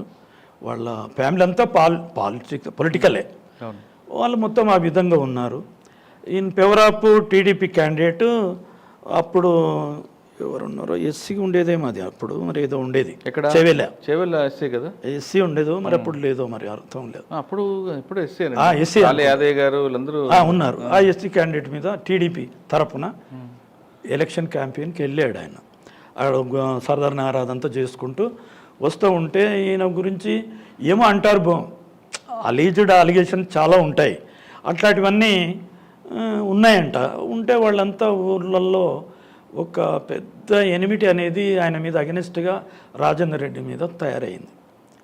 అది కూడా బడుగు వర్గాల వాళ్ళు ఎక్కువ, బీసీలు, ఎస్సీలు, ఎస్టీలు. ఏ ఊర్లో ఉందండి ఆయనకి ఎక్కువగా రాయల్టీ? ఇదే బోడంపాటి, గొర్రెలు, షాబాద్, ఆ చుట్టుపక్కల షాబాద్ మండల్ చుట్టుపక్కల ఊర్లన్నీ. అక్కడ వీళ్లకు సపోర్టు ఇంకో వర్గం వాళ్ళు కూడా, తిరుపతి రెడ్డి అని, ఓకే, అతని కాంగ్రెస్ లీడర్. వీళ్ళకంతా ఉంటుంది కదా, వర్గ వివాదాలు ఉంటాయి, అట్లాంటి ఉంటాయి అన్నమాట. వీళ్ళు కాంగ్రెస్ పార్టీకి టీడీపీ పార్టీకి వస్తుంటే ఇది ఉన్నదో లేదా ఆ వర్గంది, కానీ ఈ పార్టీలది ఇన్ఫ్లుయెన్స్ ఉండకపోవచ్చు, ఐ కెనాట్ సే. కానీ ఈయన హరాస్మెంట్లు అని చెప్పేసి ఈ ఎస్సీలు, ఎస్టీలు, బీసీలు అందరు పదురుకొని ఈయన్ని ఎప్పుడన్నా చంపాలనేటటువంటిది ఎప్పటి నుంచో కాసుకొని ఉన్నారట. ఈ విధంగా వస్తుంటే అప్పుడు ఆ బోడంపాటి చౌరస్తా దగ్గర, ఇది ఆ షాబాద్ నుండి సర్దన్ నగర్, చాదనార్కి వెళ్ళే రూట్లో రైటుకు బోడంపాటి చౌరస్తా అని వస్తుంది. అక్కడికి ఆయన వెహికల్, ఓపెన్ వెహికల్ అక్కడికి వస్తుంది. అక్కడ వచ్చినప్పుడు వీళ్ళంతా ఆ ఊర్లకు మళ్ళీ గొర్రెలగూడకు, బోడంపాటికి ఆయన పోనీకే పోతున్నాడు మళ్ళీ ఎలక్షన్ క్యాంపెయిన్. అక్కడ పొదలందరూ గొడ్డంలో పెట్టుకొని కూర్చుని అంటే మాకు వచ్చినప్పుడు మేము చాలా తర్వాత పోతాం కదా, అదంతా పోయిన తర్వాత అక్కడ ఏమని వచ్చేసిందంటే, అందరూ విలేజ్లో అందరు కలిసి గుంపు కూడా ఆయనను ముక్కలు నరికేశారు అని చెప్పేసి వేశారు. అది ఆ కేసు షాబాద్లో రిజిస్టర్ అయింది. దగ్గర nearing about in between 60 to 70 accused persons, అంతమంది మీద, అంత ఊరంతా. దాంట్లో కొంతమంది డాక్టర్స్ కూడా సత్యయ్య అని చెప్పి, వాళ్ళ అన్నదమ్ములు, ఇంకో చంద్రయ్య, వాళ్ళు ఏదో పేర్లు ఉన్నాయి, వాళ్ళంతా ఉన్నారు. వాళ్ళు కూడా ఎడ్యుకేటెడ్ యూత్ అంతా, ఆ చుట్టుపక్కల ఉన్న వాళ్ళందరూ చదువుకున్న పోరాలు లేటెస్ట్గా ఉన్న పిల్లలంతా చదువుకున్న వాళ్ళందరి మీద కేసులు కట్టేశారు. కేసులు కట్టేసినాక ఆ case later it was transfer to CBCID. అప్పుడు మెయిన్ కేసెస్ అన్నీ చేసేటి మేజర్ కేసెస్ సిబిసిఐడిలో వాయిదల్లి అని ఒక ఐజీ ఎవరండి? అల్గార్ గారేనా? కాదండి, పున్నారావు గారా? పున్నారావు ఆయన పుల్లన్న చాలా పుల్లన్న కాదు, పున్నారావు గారు. వాళ్ళు అంత లెవెల్లో లేరు వాళ్ళు అప్పుడు ఎస్పీలో పున్నారావు వీళ్ళంతా. అప్పుడు సరే పక్కన పెడదాం అన్నట్టు. కేసు గురించి చెప్పండి. ఇంకొక అతను ఉన్నాడు, ఆయన పేరు నార్త్ ఇండియన్ పేరు. ఆయన కూడా చాలా పవర్ఫుల్ డీజీ. అప్పుడు ఆ డీజీ పేర్లు వస్తలేవు నాకు, చాలామంది ఉన్నారు. అయితే ఆయనకు రిపేర్ అయితే ఈయనకు ఐఓగా వేశారు. వేసినప్పుడు మేమందరం, నేను, ఒక కాశీనాథ్, ఇంకో ఎస్ఐ మహబూబ్ ఖాన్ అని ఇంకా కొంతమంది ఆయనకు అటాచ్ చేశారు. ఐఓగా మేము ఐఓ ఐదల్లో అబ్దుల్ ఏదో పేరు ఉన్నది, ఆయన పేరు కూడా సరిగ్గా జ్ఞాపకం లేదు. ఆయన కింద పనిచేసాం. చేసిన తర్వాత ఇన్వెస్టిగేషన్ స్టార్ట్ అయిపోయింది. ఇప్పుడు ఈ వెపన్స్ ఇవన్నీ ఫస్ట్ రికవర్ కావాలి. స్టేట్మెంట్లు అన్నీ ఇప్పుడు ఈ ఎవిడెన్స్ను గ్యాదర్ చేయాలి. మన లోకల్ పోలీసు అంతంత వరకే చేసి ఉంటుంది. అందుకనే సిబిసిఐడికి రెఫర్ అయింది కాబట్టి మేము తరో ఇన్వెస్టిగేషన్ చేయాలి. అందులో అందరినీ ఎవిడెన్స్లు అంతా కలెక్ట్ చేసాం. కేసులన్నీ ఎట్లా ఉన్నది ఇదంతా జరిగిందంతా చూసిన వాళ్ళు సరిగ్గా. సార్ వాళ్ళు లోకల్ పోలీస్ ఇన్వెస్టిగేషన్ చేస్తున్నప్పుడు ఆ కేసు ఫైల్ అంతా మాకు వస్తుంది. కాదు ఆ మాబ్ అటాక్ అని చనిపోయారు, అక్కడ చంపారు. అక్కడ రికవర్ ఏం చూపించారు? వెపన్సా, గొడ్డల, కర్రల? నేను చెప్తున్నా, అదే దాని దగ్గరికి వస్తున్నా. అన్ని ఎవిడెన్స్లు ఇవంతా అయిన తర్వాత వెపన్స్ రికవర్ చేయాలి. ఏ వెపన్తోని చంపారు అనేది ఎవిడెన్స్లో వచ్చింది, రికార్డింగ్ ఎవిడెన్స్లో వచ్చింది.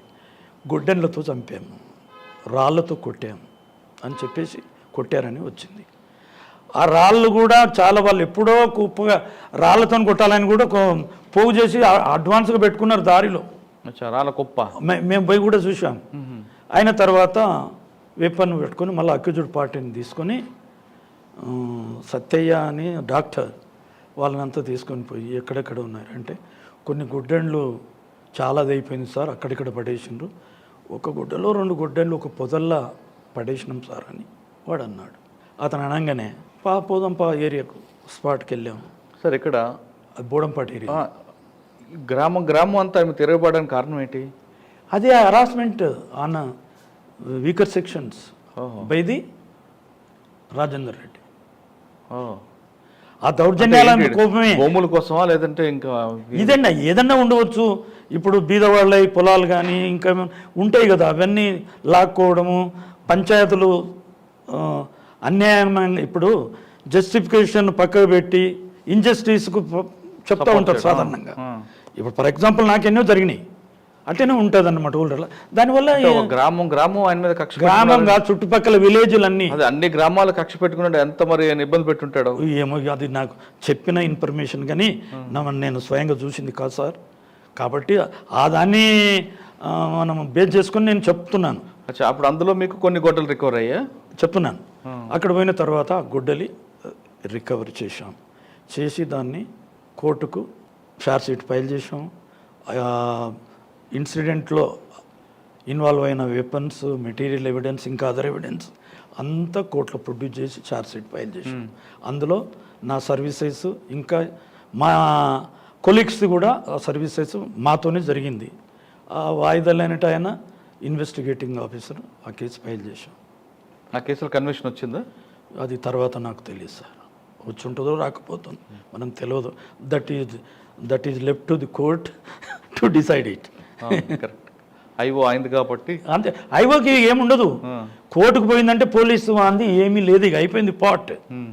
అంటే మీరు evidence during the course of ఎవరు మీరు ఆయన పోతాడు, అసిస్టెంట్స్ పోరు, ఐఓ వెళ్ళాడు, ఆయన చేశాడు, ఆయన కూడా రిటైర్డ్ అయ్యి. ఓకే సార్, ఇప్పుడు సిఐడిలో మర్డర్ కేసులు చెప్పారు, కిడ్నాప్ కేసులు కూడా ఉంటాయి. మనం కిడ్నాప్ కేసులు పార్ట్ 3 పెడదాం. పార్ట్ 3కి వెళ్ళే ముందు కిడ్నాప్ కేసుల వరకు పార్ట్ 3 పెట్టుకుందాం. పార్ట్ 2 ఓన్లీ మర్డర్ కేసులు పెట్టుకున్నాం. పార్ట్ 3 కిడ్నాప్ కేసుల మీద ఎక్స్క్లూజివ్గా పెడదాం.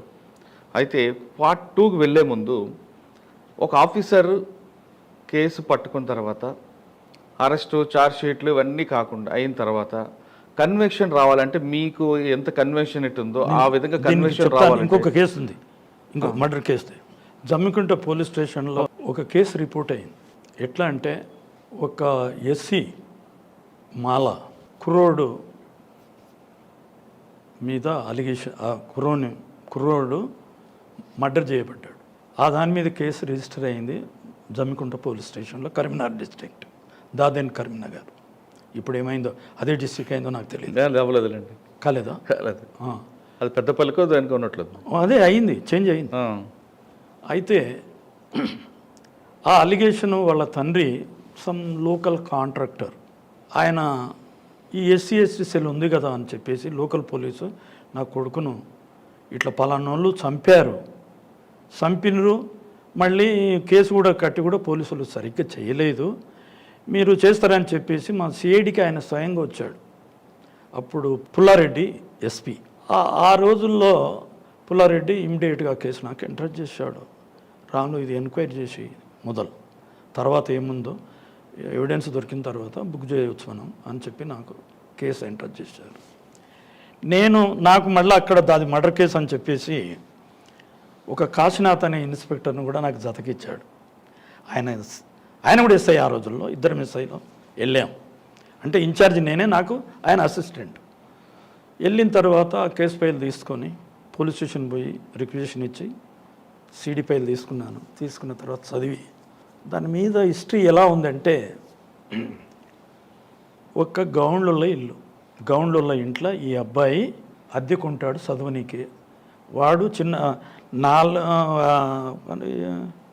అది ఎంతవరకు ఉన్నా కానీ 10th చదువుతున్నాడు, 10th క్లాస్ చదువుతుంటా వాళ్ళ ఇంట్లో కిరాయకుంటే ఆ ఇంట్లో, ఆ గౌండ్ల ఇంట్లో వాళ్ళ మొత్తం అందరూ కళ్ళు గీసేవాళ్ళే. కళ్ళు గీస్తారు, కళ్ళు అమ్ముకొని బతుకుతారు. ఆ జమ్మికుంట ఏరియాలకంతా కళ్ళు రోడ్ల మీద పెట్టి అమ్ముతూనే ఉంటారు. ఆ కళ్ళు అమ్మేటోళ్ళు ఇంట్లో వీడు కిరాయకుంటే అదంతా చదివితే ఈ విధంగా ఉన్నది. ఇతడు చచ్చిపోయిండు, నోట్లోకి వెళ్ళి నురుగు వస్తుంది, వాళ్ళ ఇంట చచ్చిపోయిండు అని చెప్పేసి మన ఎఫ్ఐఆర్ చెప్తుంది. దాని మీద లోకల్ పోలీస్ స్టేషన్ ఇదంతా వాడంతలో వాడే ఈ కమిషనరేట్ సూసైడ్ అన్నట్టుగా కేసును క్లోజ్ చేసేసారు. 174 కింద క్లోజ్ చేసేసారు. అది మనకు వచ్చినాక అంతా చదివిపోయినాక ఇక స్పాట్కి వెళ్ళాలా. వాళ్ళ ఇంటికి వెళ్ళాను. ఫస్ట్ సీనా పప్పిని చూడాలని ఆ ఇంటికి వెళ్ళాను. ఇంటికి వెళితే ఎట్లా ఉందంటే, ఇక్కడనేమో ఓనర్స్ ఉంటారు, ఈ రూమ్లోనేమో ఆ కుర్రోడు అద్దెకుంటాడు, మధ్యలో ఒక విండో ఉంటుంది. ఆ విండో తెరుచుకోవచ్చు, మూసుకోవచ్చు ఆ విండో. అయితే ఈ కుర్రోడు ఇట్లనే ఉంటుండు. ఆ తల్లి ఏమో మొగడు చచ్చిపోయిండు, ఆ ఆ ఇంటి యజమాని మామ చనిపోయిండు, అత్త ఉంటుంది, బిడ్డ ఉంటుంది. వీడు సొంత మేనమామ, అక్క బిడ్డనే చేసుకున్నాడు వీడు. ఆ పిల్ల చాలా యంగ్ పిల్ల, చాలా చిన్న పిల్ల. అప్పుడు ఎంత ఉన్నదో నేను అనుకుంటాను, మంచి వయసులో ఉంది, 18 ఏండ్లు ఉంది. వీడేమో ఏజ్డ్ పిల్ల, ఎవరు మొగడు. వీడు కళ్ళు గేనికి పోతాడు. అదంతా పోయిన తర్వాత అదంతా చెక్ చేసుకున్నాక ఇంట్లో ఎవరు ఉంటారు, ఇంట్లో మేము ఉంటాం సార్. ఆ పిల్ల ఉన్నది, వాళ్ళ అమ్మ ఉన్నది. అందులోనాక ఇంట్లో ఎవరు ఉంటారు, ఆ పిల్లగాడు. అక్కడ ఆ మంచం ఉన్నది, ఆ మంచం మీద వాడు చచ్చిపోయి ఉన్నాడు. అంటే as per CD FIR case file ప్రకారంగా, లోకల్ పోలీస్ ప్రకారంగా అక్కడ ఉన్నారు. ఈ పిల్లోడు ఇక్కడనే పండుకుంటూ, మంచం ఉన్నది ఇనుపది మంచం ఉంది, ఆ మంచం ఈయనే ఉంటుండే. ఆ పిల్లోడు ఎట్లా ఉంటుంది, ఇక్కడ మంచమేమో ఈ పిల్లది ఉంటుంది, ఇతర గోడ మధ్యలో వీంది ఉంటుంది. ఆ కిటికీలోకి వెళ్ళి ఇద్దరు, వీడు ఎప్పుడైతే బయటికి పోతాడో ఇద్దరు అంతా అన్ని కిస్సింగులు బొస్సింగులు అన్నీ పించింగులు బొంచింగులు అన్నీ జరుగుతూ ఉన్నాయి. ఇక వాడు పోగానే ఈ పిల్ల ఇంట్లోకి ఈ తలుపు తీస్తూ ఇంట్లోకి వెళ్ళిపోతుంది. ఏజ్డ్ కదా వీడు, యంగ్ ఫెలో కొత్త పౌరుడు చదువుతున్నాడు, తండ్రికి ఒక్కడే కొడుకు కథ. ఒకరోజు వీడు కళ్ళం కొన్ని మొగడు వచ్చిండు, ఈ పోరి ఆ పోరాడు అందులో ఉన్నారు చూశాడు. చూసిన తర్వాత ఏం చేశాడు, భర్త కదా అది మాలా ముండా కొడుకు ఇంత పని చేస్తాడా, వద్దే మా అక్క కన్నా వాళ్ళకి ఇయ్యొద్దే మాలకు కిరాకీ వద్దట కూడా ఇచ్చింది, బుద్ధి లేని అట్లా ఏంటని వాళ్ళ అక్కను ఒకసారి తిట్టిండంట కూడా, వాళ్ళ భార్యను కూడా కొట్టిండు వాడు 2-3 సార్లు. ఆయన అలవాటు పడ్డ పిల్లలు ఎట్లుకుంటాడు, అప్పుడు ఆడికెళ్ళిపోతాను లేడు, వానికి చదువు ఇదే చదువు చదువుతున్నాడు, అదే అయిపోయింది. చదువుకుంటూ అట్లా ఇట్లా ఉన్న తర్వాత ఒకనాడు ఈ కొడుకుని లేపాలనుకున్నాడు, కళ్ళులో విషం వేసుకొని తెచ్చిండు, తాపిండు బాగా.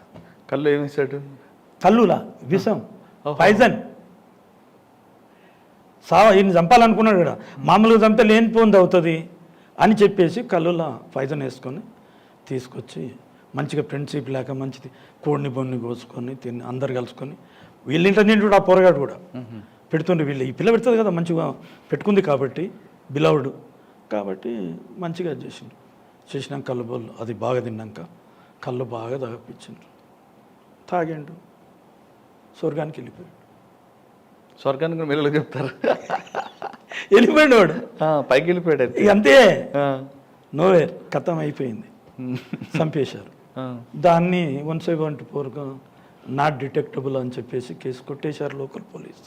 ఆ రిపోర్టు ఇక మేము కూడా ఎంత అయిపోయాక ఎవిడెన్స్ ఏమీ లేదు, తర్వాత దాని లోపల కూడా కేసు ఏం కట్టకుండా ఇది ఏమీ ఆధారాలు లేవు కాబట్టి ఇది ఎంక్వైరీ మేబీ క్లోజ్డ్ అని చెప్పి రిపోర్ట్ ఇచ్చేశారు. మీరు సార్ మరి 174 అయిన తర్వాత పోస్ట్ మార్టం అవుతుంది కదా, అవన్నీ పోస్ట్ మార్టంలో లోపల కళ్ళు తెలియదు, కళ్ళు పాయిజన్ కూడా వస్తుంది కదా, వచ్చినా కూడా వీళ్ళు సరిగ్గా చేయలేదు కదా, మీరు చేయొచ్చు కదా, మళ్ళీ ఫర్దర్ ఇన్వెస్టిగేషన్ చేయాలని చెప్పి రాశాను. సార్ ఫైనల్గా చెప్పండి, కన్విక్షన్ రావాలంటే ఒక ఆఫీసర్ ప్రొసీజర్ ఏ విధంగా చేయాలండి? కన్విక్షన్ రావాలంటే ఐఓ హూఎవర్ ఈజ్ ఐఓ ఈ ఫస్ట్ ఏమి చేయాలంటే ఆయన మైండ్లో ఒక రకమైనటువంటి యాంగిల్ ట్రిక్ రావాలి, ఐడియాస్ ఉత్పన్నం కావాలి, అప్పుడే ఆ కేసు డిటెక్ట్ అవుతుంది. ఎందుకనంటే ఒక్కొక్క ఐఓది ఒక రకంగా ఉంటుంది. ఇప్పుడు ట్రస్ట్ వర్త్ ఎవడైతే ఉంటాడో దీన్ని డిటెక్ట్ చేయాలి, దీన్ని పట్టాలి, వీని లోపల చేయాలనే ఉద్దేశంతో పోయేవాడు చాలా యాంగిల్లో వెళ్తాడండి. ఒక యాంగిల్లో దొరికిపోతే మరొక యాంగిల్ దొరికిపోతే ఇంకో యాంగిల్. ఇప్పుడు నేను పాల్స్ క్యాస్ట్ సర్టిఫికెట్స్ కూడా చాలామందిని 100 మందిని చేశాను, చాలా రకాల ఎవరు నేను అనుకుంటే కొంతమంది పెద్ద పెద్ద పోలీస్ ఆఫీసర్ల మీద కూడా చేశాను, కానీ చాకచక్యంగా ఉంటారు వాళ్ళు. అంటే మనకు ఐఓ కిక్ ఉండాలి. అయితే దాని ప్రాసెస్ ఎట్లా ఉండాలంటే, ఇప్పుడు ఒక మర్డర్ కేసు జరిగింది, ఫర్ ఎగ్జాంపుల్ చెప్తాను. అక్యూజ్డ్ని మనం పట్టుకుంటాం మర్డర్ కేసుల్లో. మొట్టమొదలు దౌర్జన్యం, ఇప్పుడు మా పోలీసు వాళ్ళు నేను అంటున్నాను, పోలీసు వాళ్ళు లా ప్రకారంగా డ్యూటీలు చేయట్లేదు ఏమని అనుకొని, they are violating law and likewise they are doing nonsense and third method degree against the accused or victims also. ఈ విధంగా చేస్తున్నారు, అది పద్ధతి కాదు. నువ్వు మొదలు ఒక అక్యూజ్ను పెట్టుకొని కొట్టక్కర్లేదండి, లేనే లేదు. మీకు ఫర్ ఎగ్జాంపుల్ కారంచెట్టు కేసులో చెప్పాను, 32 మందిని నేను ఎట్లా అరెస్ట్ చేశాను, అదే ప్రొసీజర్. నీవు ఏ విధంగా అవుతుందని నీ ఆలోచన వస్తే తప్పకుండా కేసు సక్సెస్.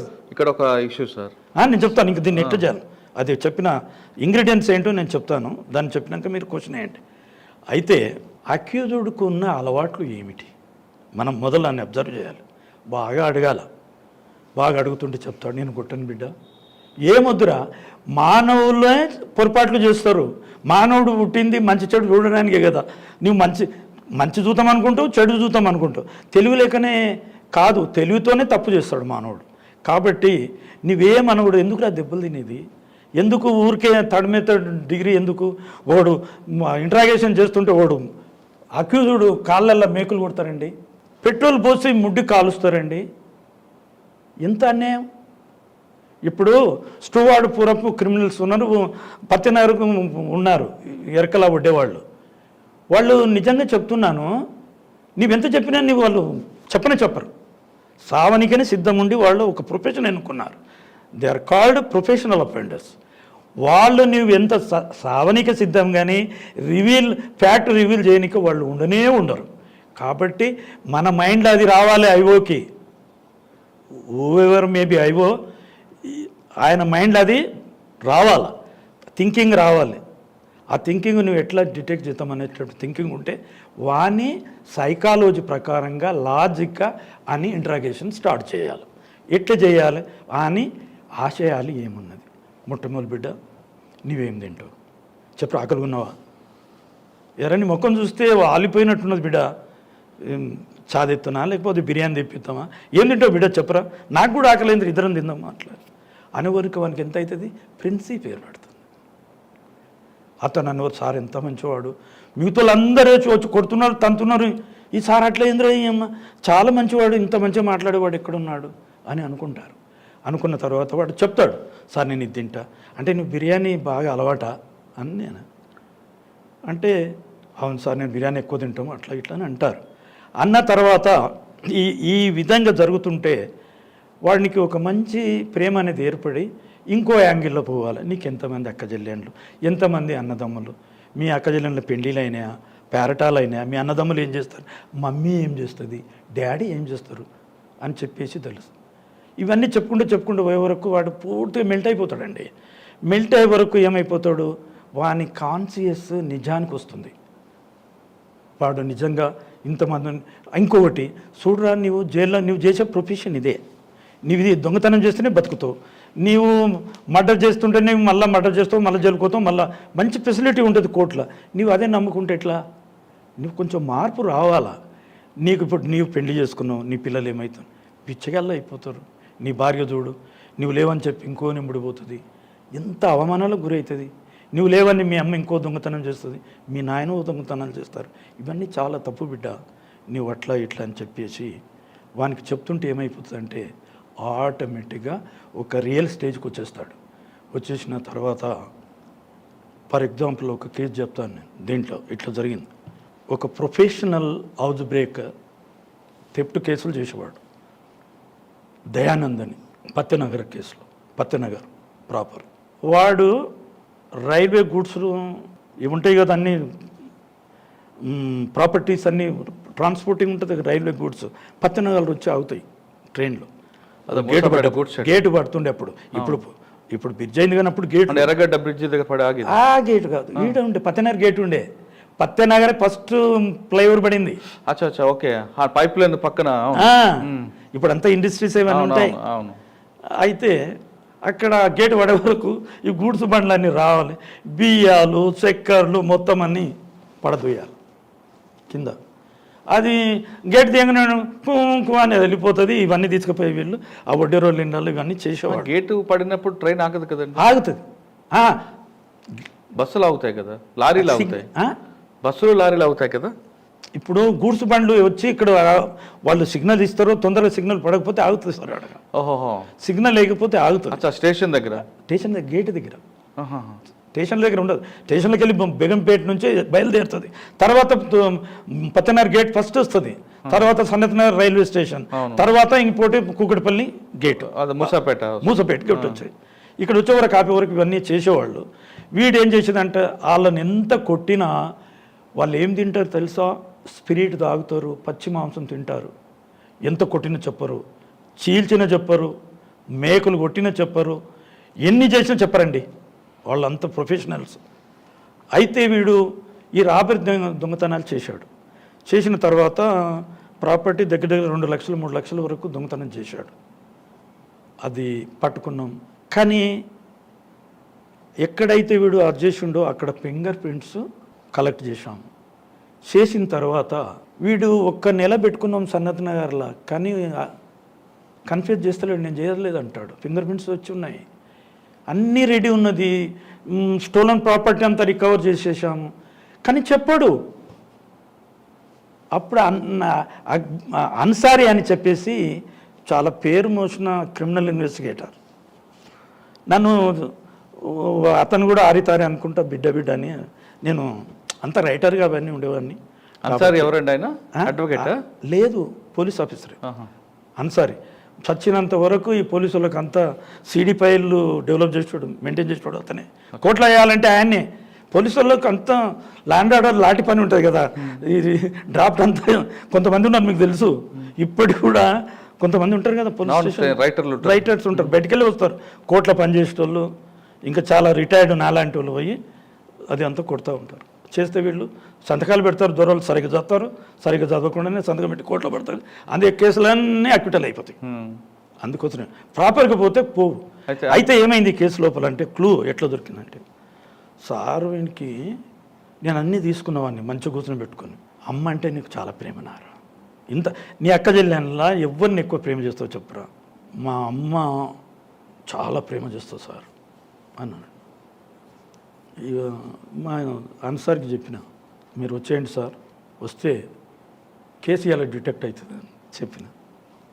ఏంట్రా ఎట్లా రా అన్న, వాని అమ్మని పిలిపిస్తున్నావు సార్, నీవేమన్నా తెలుసా, వాడిని కూర్చుని పెట్టి రూమ్లన్నీ మూతాం, నీవు నేనే ఉందాం, వాళ్ళ అమ్మని పిలిపిద్దాం. ఆ క్రైమ్ కానిస్టేబుల్ కూడా పిలిపించిన తర్వాత, అరే సుబ్బయ్య అనేవాడు ఒక కానిస్టేబుల్ ఉండేవాడు, అరే సుబ్బయ్య, నేను చెప్పిన వాని ముంగల వాళ్ళ అమ్మది సీర ఇప్పాలి సార్ అని నేను చెప్పాను. ఆటోమేటిక్గా చెప్పేస్తాడు వాడు. తప్పు కదా సార్, చెప్తాను. ఇక ఆ సుబ్బయ్యని పిలిచి ఆమెను డోల్ రండి పెట్టేసినాక ఈయననే అన్సారీ, అరే ఇంకో మాక సారీ కోల్రే అన్నాడు. అంటే లేచుండి అయిపోయాడు పొరగాడు. ఒక నిలేసినాము, ఆయన కప్సులు కూడా వెళ్ళిపోయినాయి, మళ్ళా దెంకపోయాడు, మళ్ళా పట్టుకొచ్చినాము అన్ని. లా అంతా ఎంట పడకుండా అప్పుడు పోలీసు వాళ్ళు ఏం చేసినా కూడా ఇవ్వట్లేదు. నెలలు అక్యూజ్డ్ పర్సన్ నేను అలా అన్నాలు పెట్టుకుంటుంటాం మేము. అయితే అప్పుడు చెప్పేశాడండి, అప్పుడు వాడిని కోర్టుకు ప్రొడ్యూస్ చేసినాం స్టోలన్ ప్రాపర్టీ చెప్పేశాడు. ఇదే విధంగా ఇంకో కేసు ఉన్నది, అంటే ఇన్వెస్టిగేషన్ పర్పస్. సార్ మీరు సిఐడిలో మర్డర్ కేసులు, కిడ్నాప్ కేసులు తీసుకొచ్చారు. మర్డర్ కేసుల్లో డెకాయిట్ కేసులు కూడా చేశాను. డెకాయిట్ కేసులు అంటే ఒక నిందితుడితో మాట్లాడేటప్పుడు ఆయనతో మన కుటుంబ పరంగా మనిషిగా చూసి మాట్లాడితే ఏ నిందితుడైనా సరే ఓపెన్ అవుతాడు అనేది మీ మోడ్ ఆఫ్ ఆపరేట్. కరెక్టే కదా? Procedure logical right. కానీ సిఐడిలో ఆఫీసర్లకి ఇదే పని కాబట్టి ఎక్స్క్లూజివ్గా చేస్తారు. కానీ లా అండ్ ఆర్డర్ ఆఫీసర్కి వచ్చేసరికి వాళ్ళకి టైం తక్కువ ఉంటుంది.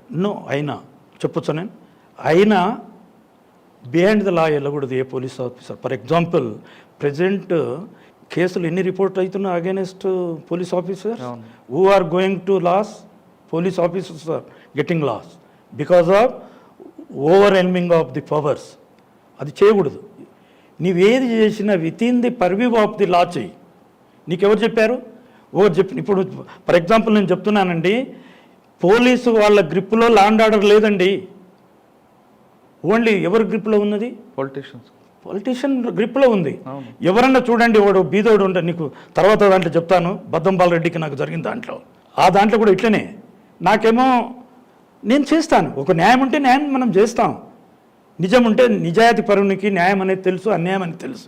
ఇది అన్యాయం ఉందిరా అని చెప్పేస్తే వాడే ఒక డిసిషన్కి వచ్చి వాడే సెటిల్ చేస్తాడు కేసు. ఈ మీడియేటర్స్ ఎందుకండి? ఈ మీడియేటర్స్ కూడా ఓ లోకల్ ఏమంటారు కౌన్సిలర్స్ వాళ్ళు వీళ్ళు ఉంటారు. ఈ విక్టిమ్ పార్టీ దగ్గర డబ్బు తీసుకొని మీడియేట్ చేస్తారు in between liaisoning in between police officer and విక్టిమ్కి చేస్తారు, అక్యూజ్డ్ పార్టీ కూడా చేస్తుంటారు, అందరికి చేస్తూ ఉంటారు. అంటే ఊరికే కాదు, కమిషన్ బై గెటింగ్ కమిషన్, అదే బ్రోకర్ అంతా కదా. ఇవన్నీ ఇట్లా చేయడము మంచి పద్ధతి కాదు కదా. అందుకనే ఇప్పుడు పోలీస్ ఆఫీసర్స్ని పొలిటికల్ పెద్ద సీఎంలు కూడా తిరగబడుతున్నారు, కొడుతున్నారు. ఏమైనా వాల్యూ ఉందండి? ఆ తప్పు ఎవరిదంటారు? మా పోలీస్ డిపార్ట్మెంట్దండి. లా ప్రకారంగా చేయండి. ఏది చేసినా నీకేమి నీకు ఒక కేసు లోపల నిన్న మొన్న ఇక్కడ రిపోర్ట్లు అయిపోయినాయి, చాలా ఉన్నాయి, ఎవ్రీ డే వస్తుంది, టీవీలో చూస్తున్నాము. ఎందుకంత దౌర్జన్యం? నీ జాగ్రత్త ఏం పోయింది? నీ ఇంటి వాళ్ళని నేను చంపలేదు కదా.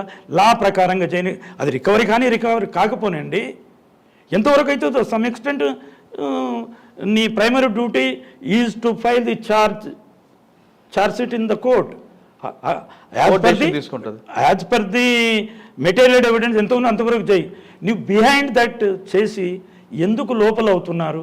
పోలీసు వాల్యూ లేకుండా పోతున్నది ఎందుకంటే మీ స్వలాభాల గురించి మీరు కూడా వాళ్ళ కలిసిపోయి అది చేయడం చాలా తప్పు అని నేను చెప్తున్నాను. ఒక కేసులో మీరు అన్నట్లుగా ఎంతవరకు మెటీరియల్ ఉందో మెటీరియల్ వరకు చార్జ్ షీట్ అయ్యి కోర్టు డెసిషన్ తీసుకుంటుంది అంటారు. బియాండ్ లా ఎందుకు వెళ్ళాలి అని మీరు క్వశ్చన్ మంచి క్వశ్చన్ అది. అవును. కానీ విక్టిమ్ న్యాయం చేయాలని ఒక ఆఫీసర్ ఇంట్రెస్ట్ చూపిస్తుంటాడు.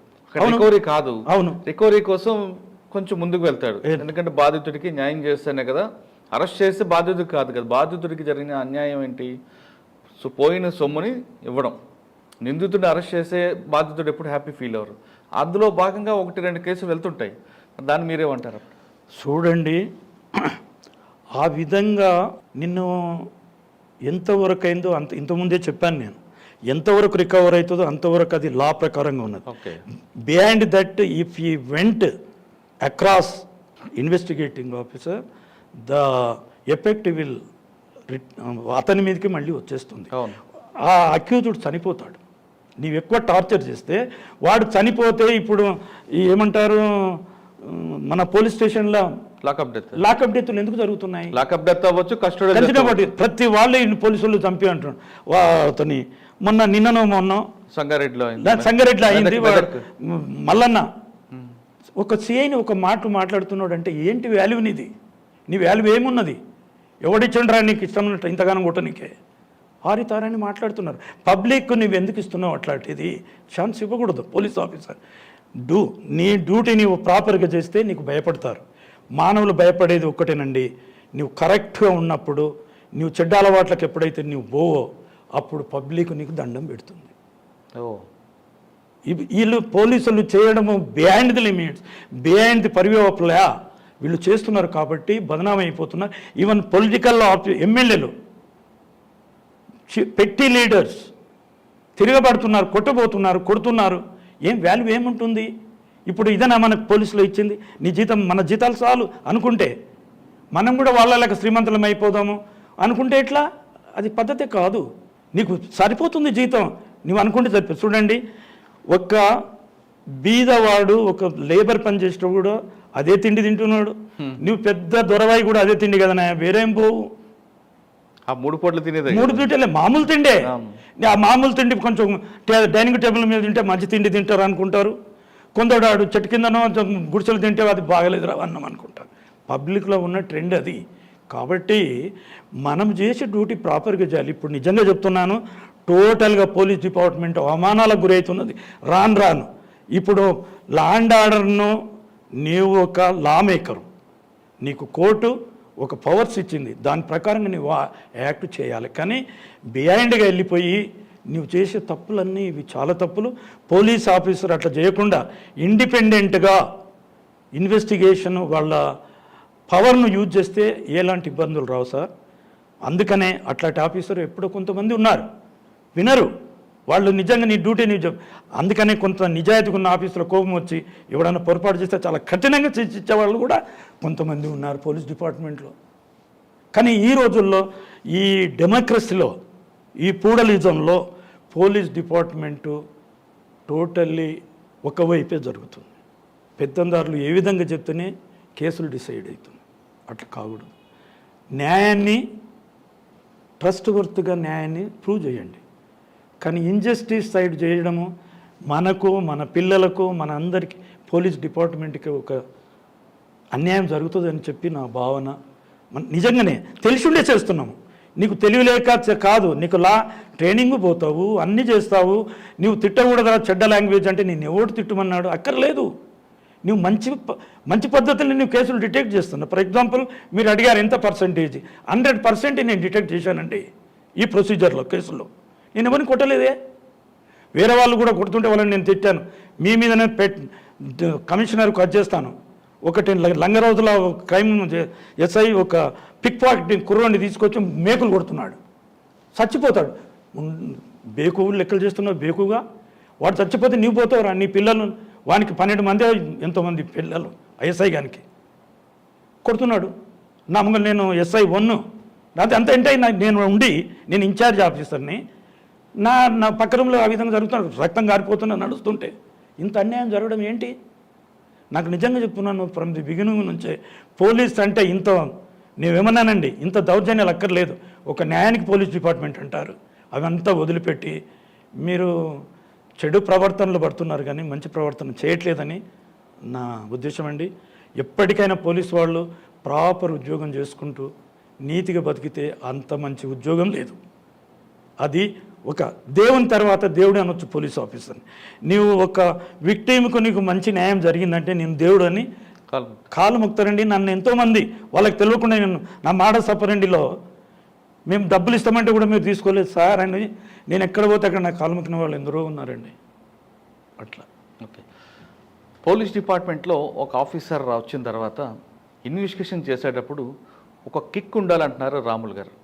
కిక్ లేకుండా ఏదో రొటీన్ ఉద్యోగం చేస్తే ఆ కేసులో ఇన్వెస్టిగేషన్ అవ్వదు, కన్వెన్షన్ కూడా రాదు అంటూ రాములు గారు తన సర్వీస్ చెప్పారు. సిఐడిలో కేవలం రాములు గారు మర్డర్ కేసులు కాదు, డెకాయిట్ కేసులు ఉన్నాయి, కిడ్నాప్ కేసులు కూడా ఉన్నాయి. ఇప్పటివరకు చేసిన కేసుల్లో కేవలం మర్డర్ కేసుల వరకు మాత్రమే పార్ట్ 2లో మనం డిస్కస్ చేసాం. పార్ట్ 3లో కిడ్నాప్ కేసులో ఏ విధంగా పట్టుకుంటారు, డెకాయిట్ కేసులో ఇన్వెస్టిగేషన్ ఎలా చేస్తారు అనే విషయాన్ని రాములు గారిని అడిగి మరి తెలుసుకుందాం. ఇప్పటివరకు రాములు గారితో ఎక్సలెంట్ ఇంటర్వ్యూ. మరో వారం మరో గెస్ట్తో మళ్ళీ కలుద్దాం. అంతవరకు నమస్కారం. Thank you sir. పార్ట్ 2 త్వరలో మనం పార్ట్ 3లో కూడా కలుస్తాం. Thank you sir.